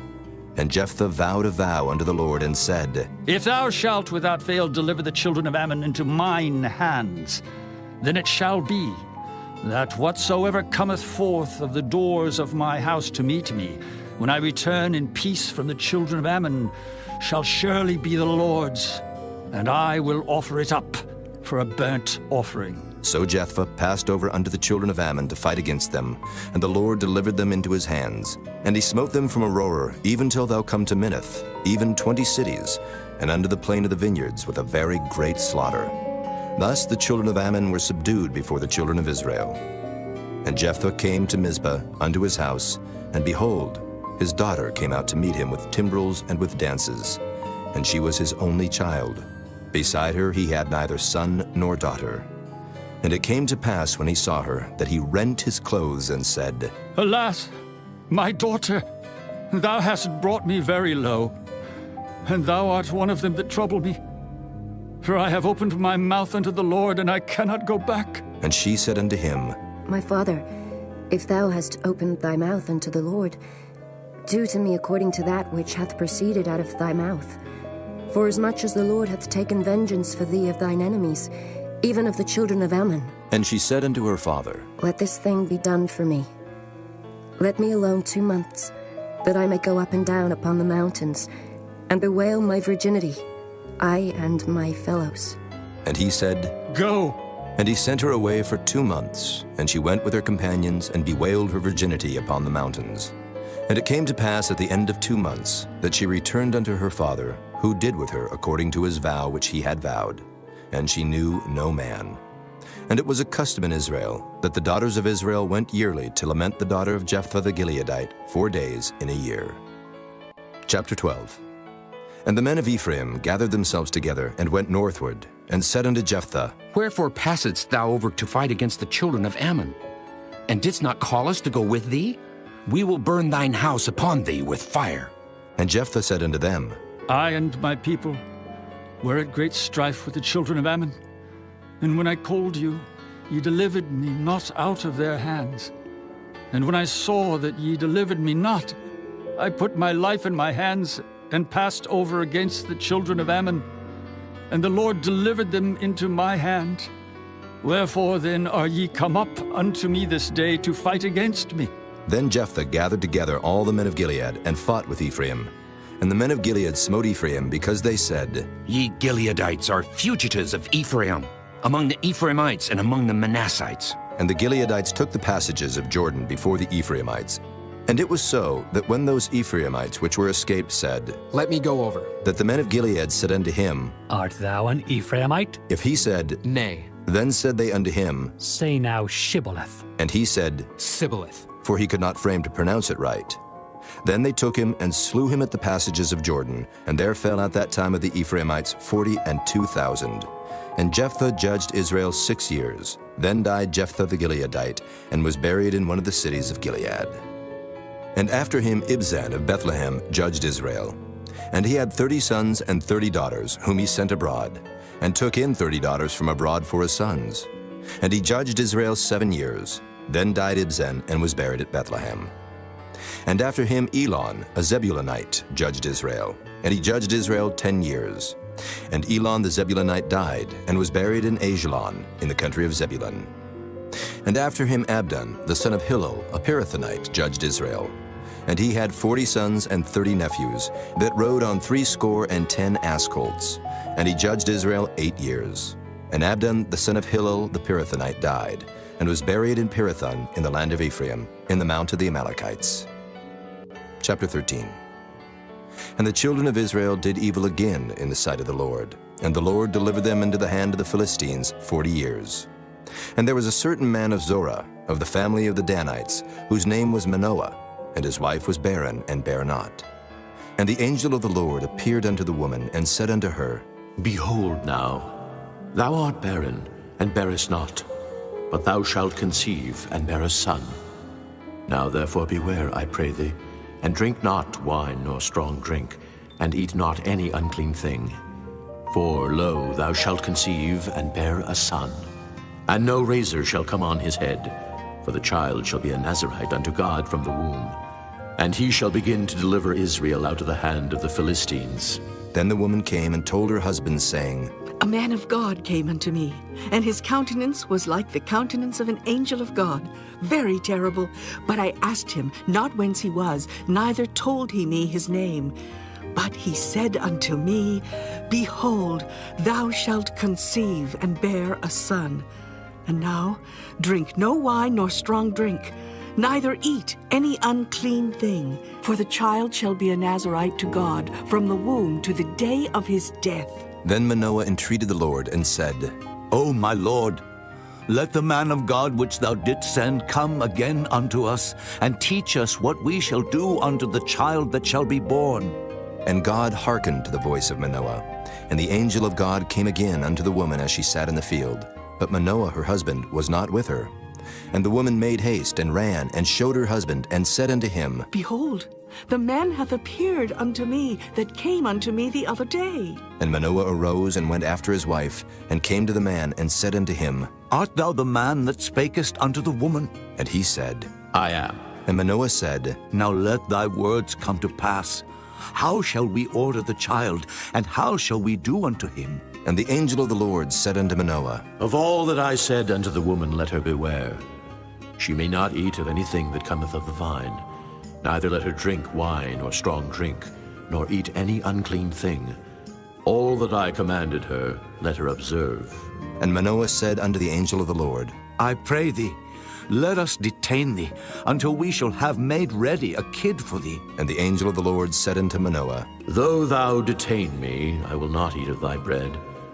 And if thou wilt offer a burnt offering, thou must offer it unto the Lord. For Manoah knew not that he was an angel of the Lord. And Manoah said unto the angel of the Lord, What is thy name, that when thy sayings come to pass, we may do thee honor? And the angel of the Lord said unto him, Why askest thou thus after my name, seeing it is secret? So Manoah took a kid with a meat offering, and offered it upon a rock unto the Lord. And the angel did wondrously. And Manoah and his wife looked on. For it came to pass, when the flame went up toward heaven from off the altar, that the angel of the Lord ascended in the flame of the altar. And Manoah and his wife looked on it, and fell on their faces to the ground. But the angel of the Lord did no more appear to Manoah and to his wife. Then Manoah knew that he was an angel of the Lord. And Manoah said unto his wife, We shall surely die, because we have seen God. But his wife said unto him, If the Lord were pleased to kill us, he would not have received a burnt offering and a meat offering at our hands. Neither would he have showed us all these things, nor would, as at this time, have told us such things as these. And the woman bare a son, and called his name Samson. And the child grew, and the Lord blessed him. And the Spirit of the Lord began to move him at times in the camp of Dan between Zorah and Eshtaol. Chapter 14. And Samson went down to Timnath, and saw a woman in Timnath of the daughters of the Philistines. And he came up and told his father and his mother, and said, I have seen a woman in Timnath of the daughters of the Philistines. Now therefore, get her for me to wife. Then his father and his mother said unto him, Is there never a woman among the daughters of thy brethren, or among all my people, that thou goest to take a wife of the uncircumcised Philistines? And Samson said unto his father, Get her for me, for she pleaseth me well. But his father and his mother knew not that it was of the Lord, that he sought an occasion against the Philistines, for at that time the Philistines had dominion over Israel. Then went Samson down, and his father and his mother, to Timnath, and came to the vineyards of Timnath. And behold, a young lion roared against him. And the Spirit of the Lord came mightily upon him, and he rent him as he would have rent a kid, and he had nothing in his hand. But he told not his father or his mother what he had done. And he went down and talked with the woman, and she pleased Samson well. And after a time he returned to take her, and he turned aside to see the carcass of the lion, and behold, there was a swarm of bees and honey in the carcass of the lion. And he took thereof in his hands, and went on eating. And came to his father and mother, and he gave them, and they did eat. But he told not them that he had taken the honey out of the carcass of the lion. So his father went down unto the woman, and Samson made there a feast, for so used the young men to do. And it came to pass, when they saw him, that they brought 30 companions to be with him. And Samson said unto them, I will now put forth a riddle unto you. If ye can certainly declare it me within the 7 days of the feast, and find it out, then I will give you 30 sheets and 30 change of garments. But if ye cannot declare it me, then shall ye give me 30 sheets and 30 change of garments. And they said unto him, Put forth thy riddle, that we may hear it. And he said unto them, Out of the eater came forth meat, and out of the strong came forth sweetness. And they could not in 3 days expound the riddle. And it came to pass on the 7th day that they said unto Samson's wife, Entice thy husband, that he may declare unto us the riddle, lest we burn thee and thy father's house with fire. Have ye called us to take that we have? Is it not so? And Samson's wife wept before him, and said, Thou dost but hate me, and lovest me not. Thou hast put forth a riddle unto the children of my people, and hast not told it me. And he said unto her, Behold, I have not told it my father nor my mother, and shall I tell it thee? And she wept before him the 7 days while their feast lasted. And it came to pass on the 7th day that he told her, because she lay sore upon him. And she told the riddle to the children of her people. And the men of the city said unto him on the 7th day before the sun went down, What is sweeter than honey, and what is stronger than a lion? And he said unto them, If ye had not plowed with my heifer, ye had not found out my riddle. And the Spirit of the Lord came upon him. And he went down to Ashkelon, and slew 30 men of them, and took their spoil, and gave change of garments unto them which expounded the riddle. And his anger was kindled, and he went up to his father's house. But Samson's wife was given to his companion, whom he had used as his friend. Chapter 15. But it came to pass within a while after, in the time of wheat harvest, that Samson visited his wife with a kid. And he said, I will go into my wife, into the chamber. But her father would not suffer him to go in. And her father said, I verily thought that thou hadst utterly hated her. Therefore I gave her to thy companion. Is not her younger sister fairer than she? Take her, I pray thee, instead of her. And Samson said concerning them, Now shall I be more blameless than the Philistines, though I do them a displeasure. And Samson went and caught 300 foxes, and took firebrands, and turned tail to tail, and put a firebrand in the midst between 2 tails. And when he had set the brands on fire, he let them go into the standing corn of the Philistines, and burnt up both the shocks and also the standing corn, with the vineyards and olives. Then the Philistines said, Who hath done this? And they answered, Samson, the son-in-law of the Timnite, because he had taken his wife and given her to his companion.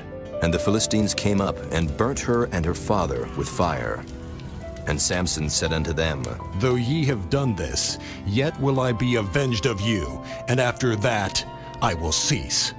And he smote them hip and thigh with a great slaughter. And he went down and dwelt in the top of the rock Etam. Then the Philistines went up and pitched in Judah, and spread themselves in Lehi. And the men of Judah said, Why are ye come up against us? And they answered, To bind Samson are we come up, to do to him as he hath done to us. Then 3,000 men of Judah went to the top of the rock Etam, and said to Samson, Knowest thou not that the Philistines are rulers over us? What is this that thou hast done unto us? And he said unto them, As they did unto me, so have I done unto them. And they said unto him, We are come down to bind thee, that we may deliver thee into the hand of the Philistines. And Samson said unto them, Swear unto me that ye will not fall upon me yourselves. And they spake unto him, saying, No, but we will bind thee fast, and deliver thee into their hand. But surely we will not kill thee. And they bound him with 2 new cords, and brought him up from the rock. And when he came unto Lehi, the Philistines shouted against him.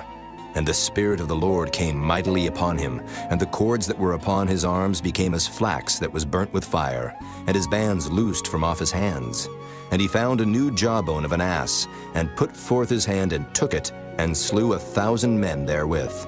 And Samson said, With the jawbone of an ass, heaps upon heaps, with the jaw of an ass have I slain 1,000 men. And it came to pass, when he had made an end of speaking, that he cast away the jawbone out of his hand, and called that place Ramoth Lehi. And he was sore athirst, and called on the Lord, and said, Thou hast given this great deliverance into the hand of thy servant, and now shall I die for thirst, and fall into the hand of the uncircumcised? But God clave an hollow place that was in the jaw, and there came water thereout. And when he had drunk, his spirit came again, and he revived. Wherefore he called the name thereof Enhakkore, which is in Lehi unto this day. And he judged Israel in the days of the Philistines 20 years. Chapter 16. Then went Samson to Gaza, and saw there an harlot, and went in unto her. And it was told the Gazites, saying, Samson is come hither. And they compassed him in, and laid wait for him all night in the gate of the city, and were quiet all the night, saying, In the morning, when it is day, we shall kill him. And Samson lay till midnight, and arose at midnight, and took the doors of the gate of the city, and the 2 posts, and went away with them, bar and all, and put them upon his shoulders, and carried them up to the top of an hill which is before Hebron. And it came to pass afterward, that he loved a woman in the valley of Sorek, whose name was Delilah. And the lords of the Philistines came up unto her, and said unto her, Entice him, and see wherein his great strength lieth, and by what means we may prevail against him, that we may bind him to afflict him. And we will give thee every one of us 1,100 pieces of silver. And Delilah said to Samson, Tell me, I pray thee, wherein thy great strength lieth, and wherewith thou mightest be bound to afflict thee. And Samson said unto her, If they bind me with 7 green withs that were never dried, then shall I be weak, and be as another man. Then the lords of the Philistines brought up to her 7 green withs which had not been dried, and she bound him with them. Now there were men lying in wait, abiding with her in the chamber. And she said unto him, The Philistines be upon thee, Samson. And he brake the withs, as a thread of tow is broken when it toucheth the fire. So his strength was not known. And Delilah said unto Samson, Behold, thou hast mocked me, and told me lies. Now tell me, I pray thee, wherewith thou mightest be bound. And he said unto her, If they bind me fast with new ropes that never were occupied, then shall I be weak, and be as another man. Delilah therefore took new ropes, and bound him therewith, and said unto him, The Philistines be upon thee, Samson. And there were liers in wait abiding in the chamber, and he brake them from off his arms like a thread. And Delilah said unto Samson, Hitherto thou hast mocked me and told me lies. Tell me wherewith thou mightest be bound. And he said unto her, If thou weavest the 7 locks of my head with the web. And she fastened it with the pin, and said unto him, The Philistines be upon thee, Samson. And he awaked out of his sleep, and went away with the pin of the beam and with the web. And she said unto him, How canst thou say, I love thee, when thine heart is not with me? Thou hast mocked me these 3 times, and hast not told me wherein thy great strength lieth. And it came to pass, when she pressed him daily with her words, and urged him, so that his soul was vexed unto death, that he told her all his heart, and said unto her, There hath not come a razor upon mine head, for I have been a Nazarite unto God from my mother's womb. If I be shaven, then my strength will go from me, and I shall become weak, and be like any other man. And when Delilah saw that he had told her all his heart, she sent and called for the lords of the Philistines, saying, Come up this once, for he hath showed me all his heart. Then the lords of the Philistines came up unto her, and brought money in their hand. And she made him sleep upon her knees, and she called for a man, and she caused him to shave off the 7 locks of his head. And she began to afflict him, and his strength went from him. And she said, The Philistines be upon thee, Samson. And he awoke out of his sleep, and said, I will go out as at other times before, and shake myself. And he wist not that the Lord was departed from him. But the Philistines took him, and put out his eyes, and brought him down to Gaza, and bound him with fetters of brass, and he did grind in the prison house. Howbeit the hair of his head began to grow again after he was shaven. Then the lords of the Philistines gathered them together for to offer a great sacrifice unto Dagon their god, and to rejoice. For they said, Our God hath delivered Samson our enemy into our hand.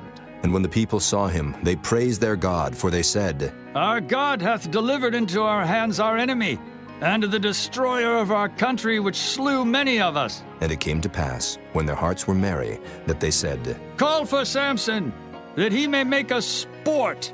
And they called for Samson out of the prison house, and he made them sport, and they set him between the pillars. And Samson said unto the lad that held him by the hand, Suffer me that I may feel the pillars, whereupon the house standeth, that I may lean upon them. Now the house was full of men and women, and all the lords of the Philistines were there. And there were upon the roof about 3,000 men and women that beheld while Samson made sport. And Samson called unto the Lord and said, O Lord God, remember me, I pray thee, and strengthen me. I pray thee only this once, O God, that I may be at once avenged of the Philistines for my 2 eyes. And Samson took hold of the 2 middle pillars upon which the house stood, and on which it was borne up, of the one with his right hand, and of the other with his left. And Samson said, Let me die with the Philistines. And he bowed himself with all his might, and the house fell upon the lords and upon all the people that were therein. So the dead which he slew at his death were more than they which he slew in his life. Then his brethren and all the house of his father came down and took him, and brought him up, and buried him between Zorah and Eshtaol, in the burying place of Manoah his father. And he judged Israel 20 years. Chapter 17. And there was a man of Mount Ephraim, whose name was Micah. And he said unto his mother, The 1,100 shekels of silver that were taken from thee, about which thou cursedst, and spakest of also in mine ears. Behold, the silver is with me. I took it. And his mother said, Blessed be thou of the Lord, my son. And when he had restored the 1,100 shekels of silver to his mother said, I had wholly dedicated the silver unto the Lord from my hand for my son, to make a graven image and a molten image. Now, therefore, I will restore it unto thee. Yet he restored the money unto his mother, and his mother took 200 shekels of silver, and gave them to the founder, who made thereof a graven image and a molten image, and they were in the house of Micah. And the man Micah had an house of gods, and made an ephod and teraphim, and consecrated one of his sons who became his priest. In those days there was no king in Israel, but every man did that which was right in his own eyes. And there was a young man out of Bethlehem, Judah, of the family of Judah, who was a Levite, and he sojourned there. And the man departed out of the city from Bethlehem, Judah, to sojourn where he could find a place. And he came to Mount Ephraim, to the house of Micah, as he journeyed. And Micah said unto him, Whence comest thou? And he said unto him, I am a Levite of Bethlehem, Judah, and I go to sojourn where I may find a place. And Micah said unto him, Dwell with me, and be unto me a father and a priest, and I will give thee 10 shekels of silver by the year, and a suit of apparel, and thy victuals. So the Levite went in, and the Levite was content to dwell with the man, and the young man was unto him as one of his sons. And Micah consecrated the Levite, and the young man became his priest, and was in the house of Micah. Then said Micah, Now know I that the Lord will do me good, seeing I have a Levite to my priest. Chapter 18. In those days there was no king in Israel, and in those days the tribe of the Danites sought them an inheritance to dwell in, for unto that day all their inheritance had not fallen unto them among the tribes of Israel. And the children of Dan sent of their family 5 men from their coasts, men of valor, from Zorah and from Eshtaol, to spy out the land and to search it. And they said unto them, Go, search the land. Who, when they came to Mount Ephraim, to the house of Micah, they lodged there.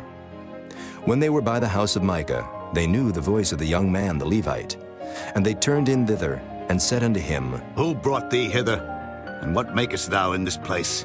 And what hast thou here? And he said unto them, Thus and thus dealeth Micah with me, and hath hired me, and I am his priest. And they said unto him, Ask counsel, we pray thee, of God, that we may know whether our way which we go shall be prosperous. And the priest said unto them, Go in peace. Before the Lord is your way, wherein ye go. Then the 5 men departed, and came to Laish, and saw the people that were therein, how they dwelt careless after the manner of the Zidonians, quiet and secure. And there was no magistrate in the land that might put them to shame in anything. And they were far from the Zidonians, and had no business with any man. And they came unto their brethren to Zorah and Eshtaol. And their brethren said unto them, What say ye? And they said, Arise, that we may go up against them. For we have seen the land, and behold, it is very good. And are ye still? Be not slothful to go, and to enter to possess the land. When ye go, ye shall come unto a people secure, and to a large land. For God hath given it into your hands, a place where there is no want of anything that is in the earth.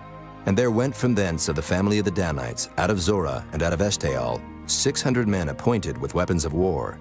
And they went up and pitched in Kirjath-jearim in Judah. Wherefore they call that place Mahanadan unto this day. Behold, it is behind Kirjath-jearim. And they passed thence unto Mount Ephraim, and came unto the house of Micah. Then answered the 5 men that went to spy out the country of Laish, and said unto their brethren, Do ye know that there is in these houses an ephod, and teraphim, and a graven image, and a molten image? Now therefore consider what ye have to do. And they turned thitherward, and came to the house of the young man the Levite, even unto the house of Micah, and saluted him. And the 600 men appointed with their weapons of war, which were of the children of Dan, stood by the entering of the gate. And the 5 men that went to spy out the land went up, and came in thither, and took the graven image, and the ephod, and the teraphim, and the molten image. And the priest stood in the entering of the gate with the 600 men that were appointed with weapons of war. And these went into Micah's house, and fetched the carved image, the ephod, and the teraphim, and the molten image.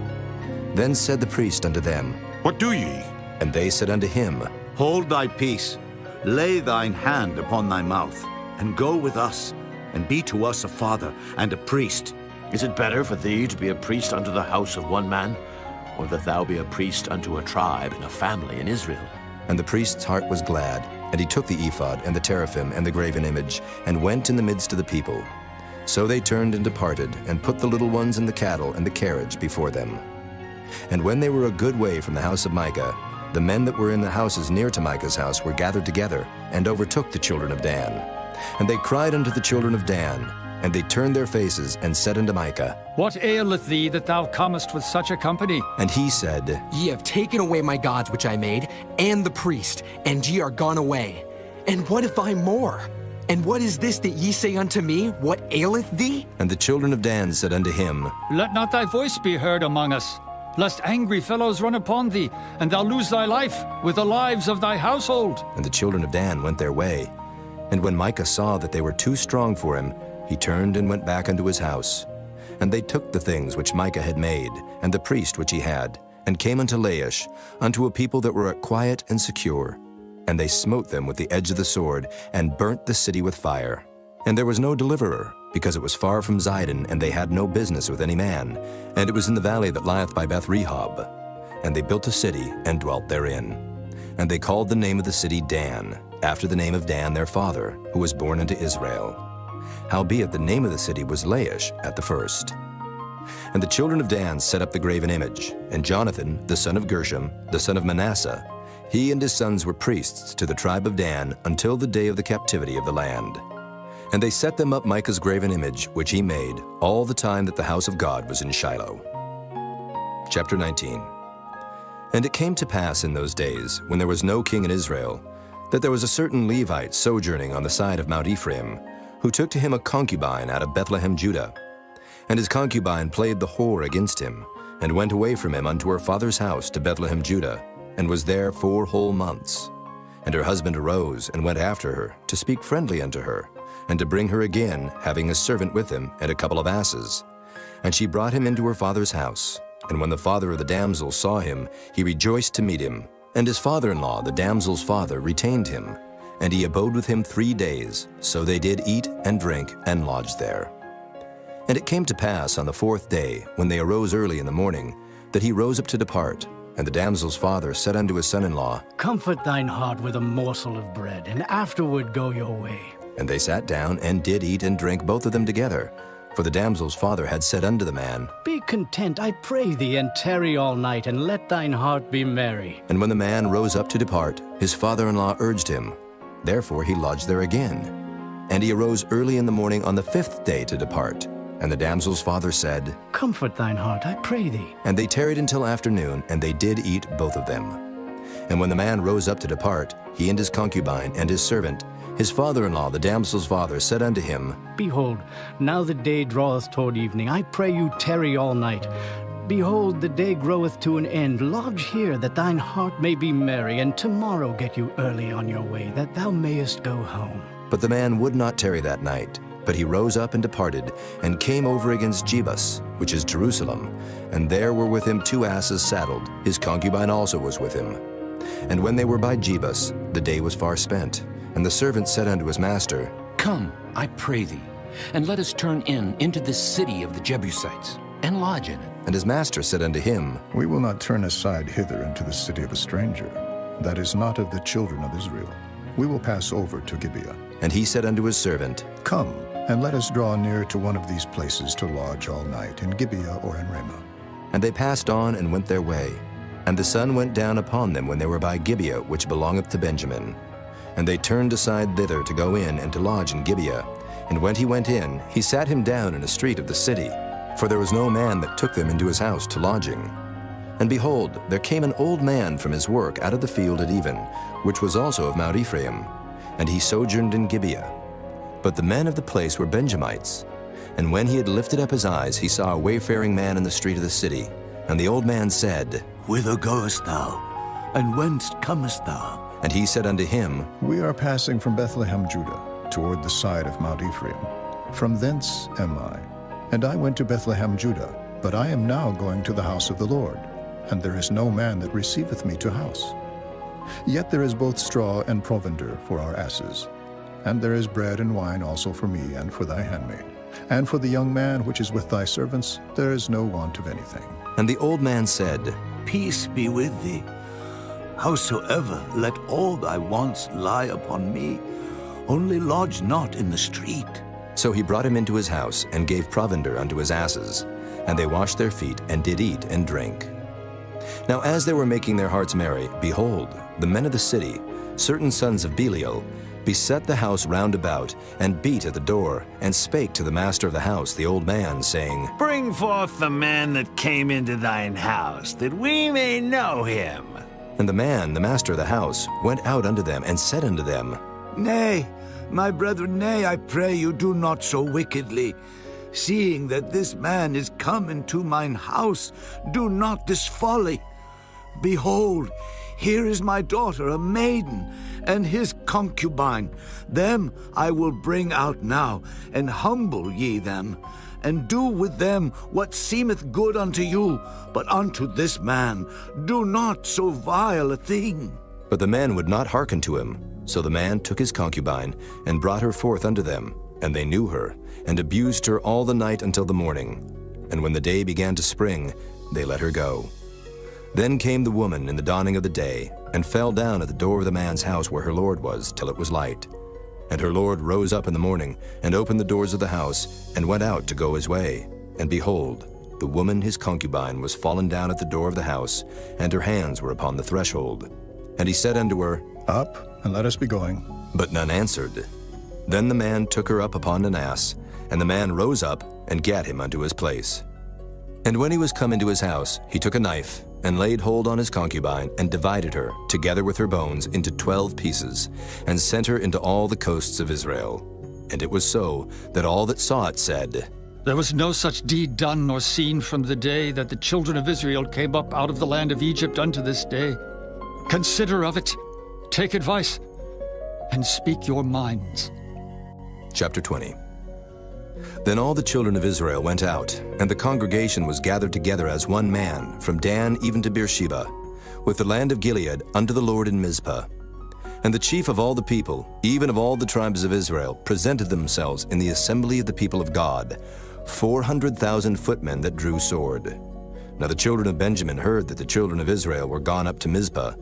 Then said the children of Israel, Tell us, how was this wickedness? And the Levite, the husband of the woman that was slain, answered and said, I came into Gibeah, that belongeth to Benjamin, I and my concubine to lodge. And the men of Gibeah rose against me, and beset the house round about upon me by night, and thought to have slain me. And my concubine have they forced, that she is dead. And I took my concubine and cut her in pieces, and sent her throughout all the country of the inheritance of Israel.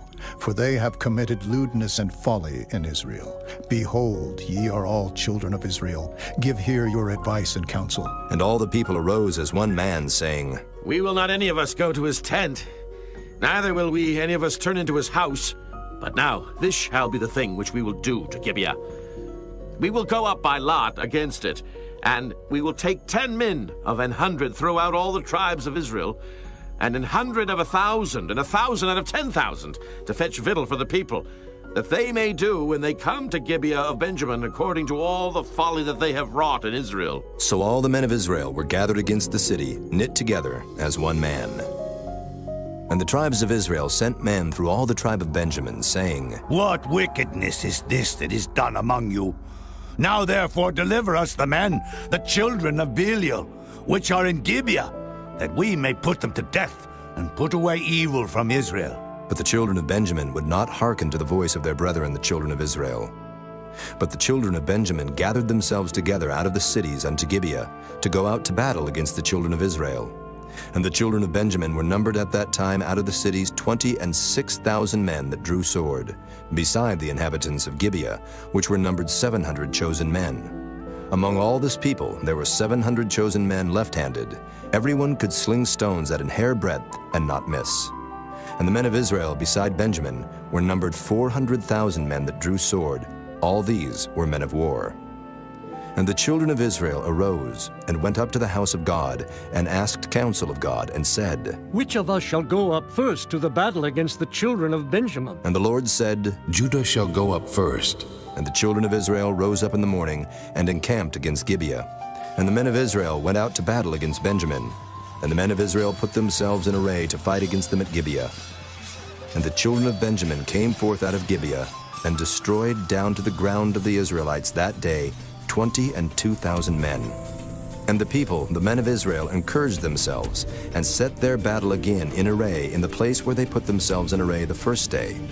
And the children of Israel went up and wept before the Lord until even, and asked counsel of the Lord, saying, Shall I go up again to battle against the children of Benjamin, my brother? And the Lord said, Go up against him. And the children of Israel came near against the children of Benjamin the second day. And Benjamin went forth against them out of Gibeah the second day, and destroyed down to the ground of the children of Israel again 18,000 men. All these drew the sword. Then all the children of Israel and all the people went up and came unto the house of God, and wept, and sat there before the Lord, and fasted that day until even, and offered burnt offerings and peace offerings before the Lord.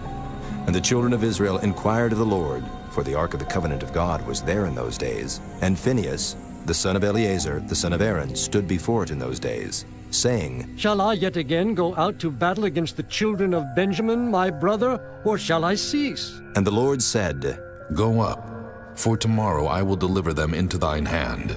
And Israel set liers in wait round about Gibeah. And the children of Israel went up against the children of Benjamin on the third day, and put themselves in array against Gibeah, as at other times. And the children of Benjamin went out against the people, and were drawn away from the city. And they began to smite of the people, and kill, as at other times, in the highways, of which one goeth up to the house of God, and the other to Gibeah in the field, about 30 men of Israel. And the children of Benjamin said, They are smitten down before us, as at the first. But the children of Israel said, Let us flee and draw them from the city unto the highways. And all the men of Israel rose up out of their place, and put themselves in array at Baal Tamar. And the liers in wait of Israel came forth out of their places, even out of the meadows of Gibeah. And there came against Gibeah 10,000 chosen men out of all Israel, and the battle was sore, but they knew not that evil was near them. And the Lord smote Benjamin before Israel. And the children of Israel destroyed of the Benjamites that day 25,000 and 100 men. All these drew the sword. So the children of Benjamin saw that they were smitten. For the men of Israel gave place to the Benjamites, because they trusted unto the liers in wait, which they had set beside Gibeah. And the liers in wait hasted, and rushed upon Gibeah. And the liers in wait drew themselves along, and smote all the city with the edge of the sword. Now there was an appointed sign between the men of Israel and the liers in wait, that they should make a great flame with smoke rise up out of the city. And when the men of Israel retired in the battle, Benjamin began to smite and kill of the men of Israel about 30 persons. For they said, Surely they are smitten down before us, as in the first battle. But when the flame began to arise up out of the city with a pillar of smoke, the Benjamites looked behind them, and behold, the flame of the city ascended up to heaven. And when the men of Israel turned again, the men of Benjamin were amazed, for they saw that evil was come upon them. Therefore they turned their backs before the men of Israel unto the way of the wilderness. But the battle overtook them, and them which came out of the cities they destroyed in the midst of them. Thus they enclosed the Benjamites round about, and chased them, and trode them down with ease over against Gibeah toward the sunrising. And there fell of Benjamin 18,000 men. All these were men of valor. And they turned and fled toward the wilderness unto the rock of Rimmon. And they gleaned of them in the highways 5,000 men, and pursued hard after them unto Gidom, and slew 2,000 men of them. So that all which fell that day of Benjamin were 25,000 men that drew the sword. All these were men of valor. But 600 men turned and fled to the wilderness unto the rock Rimmon, and abode in the rock Rimmon 4 months. And the men of Israel turned again upon the children of Benjamin, and smote them with the edge of the sword, as well the men of every city as the beast, and all that came to hand. Also they set on fire all the cities that they came to. Chapter 21. Now the men of Israel had sworn in Mizpah, saying, There shall not any of us give his daughter unto Benjamin to wife. And the people came to the house of God, and abode there till even before God, and lifted up their voices, and wept sore, and said, O Lord God of Israel, why is this come to pass in Israel, that there should be today one tribe lacking in Israel? And it came to pass on the morrow, that the people rose early, and built there an altar, and offered burnt offerings and peace offerings. And the children of Israel said, Who is there among all the tribes of Israel that came not up with a congregation unto the Lord? For they had made a great oath concerning him that came not up to the Lord to Mizpah, saying, He shall surely be put to death. And the children of Israel repented them for Benjamin their brother, and said, There is one tribe cut off from Israel this day. How shall we do for wives for them that remain, seeing we have sworn by the Lord that we will not give them of our daughters to wives? And they said, What one is there of the tribes of Israel that came not up to Mizpah to the Lord? And behold, there came none to the camp from Jabesh-Gilead to the assembly. For the people were numbered, and behold, there were none of the inhabitants of Jabesh-Gilead there. And the congregation sent thither 12,000 men of the valiantest, and commanded them, saying, Go and smite the inhabitants of Jabesh-Gilead with the edge of the sword, with the women and the children. And this is the thing that ye shall do. Ye shall utterly destroy every male and every woman that hath lain by man. And they found among the inhabitants of Jabesh-Gilead 400 young virgins, that had known no man by lying with any male. And they brought them unto the camp to Shiloh, which is in the land of Canaan. And the whole congregation sent some to speak to the children of Benjamin that were in the rock Rimmon, and to call peaceably unto them. And Benjamin came again at that time, and they gave them wives which they had saved alive of the women of Jabesh-Gilead, and yet so they sufficed them not. And the people repented them for Benjamin, because that the Lord had made a breach in the tribes of Israel. Then the elders of the congregation said, How shall we do for wives for them that remain, seeing the women are destroyed out of Benjamin? And they said, There must be an inheritance for them that be escaped of Benjamin, that a tribe be not destroyed out of Israel. Howbeit we may not give them wives of our daughters, for the children of Israel have sworn, saying, Cursed be he that giveth the wife to Benjamin. Then they said, Behold, there is a feast of the Lord in Shiloh, yearly, in a place which is on the north side of Bethel, on the east side of the highway that goeth up from Bethel to Shechem, and on the south of Lebonah. Therefore they commanded the children of Benjamin, saying, Go and lie in wait in the vineyards, and see, and behold, if the daughters of Shiloh come out to dance in dances, then come ye out of the vineyards, and catch you every man his wife of the daughters of Shiloh, and go to the land of Benjamin. And it shall be, when their fathers or their brethren come unto us to complain, that we will say unto them, Be favorable unto them for our sakes, because we reserve not to each man his wife in the war, for ye did not give unto them at this time, that ye should be guilty. And the children of Benjamin did so, and took them wives, according to their number of them that danced, whom they caught. And they went and returned unto their inheritance, and repaired the cities, and dwelt in them. And the children of Israel departed thence at that time, every man to his tribe and to his family. And they went out from thence every man to his inheritance. In those days there was no king in Israel. Every man did that which was right in his own eyes.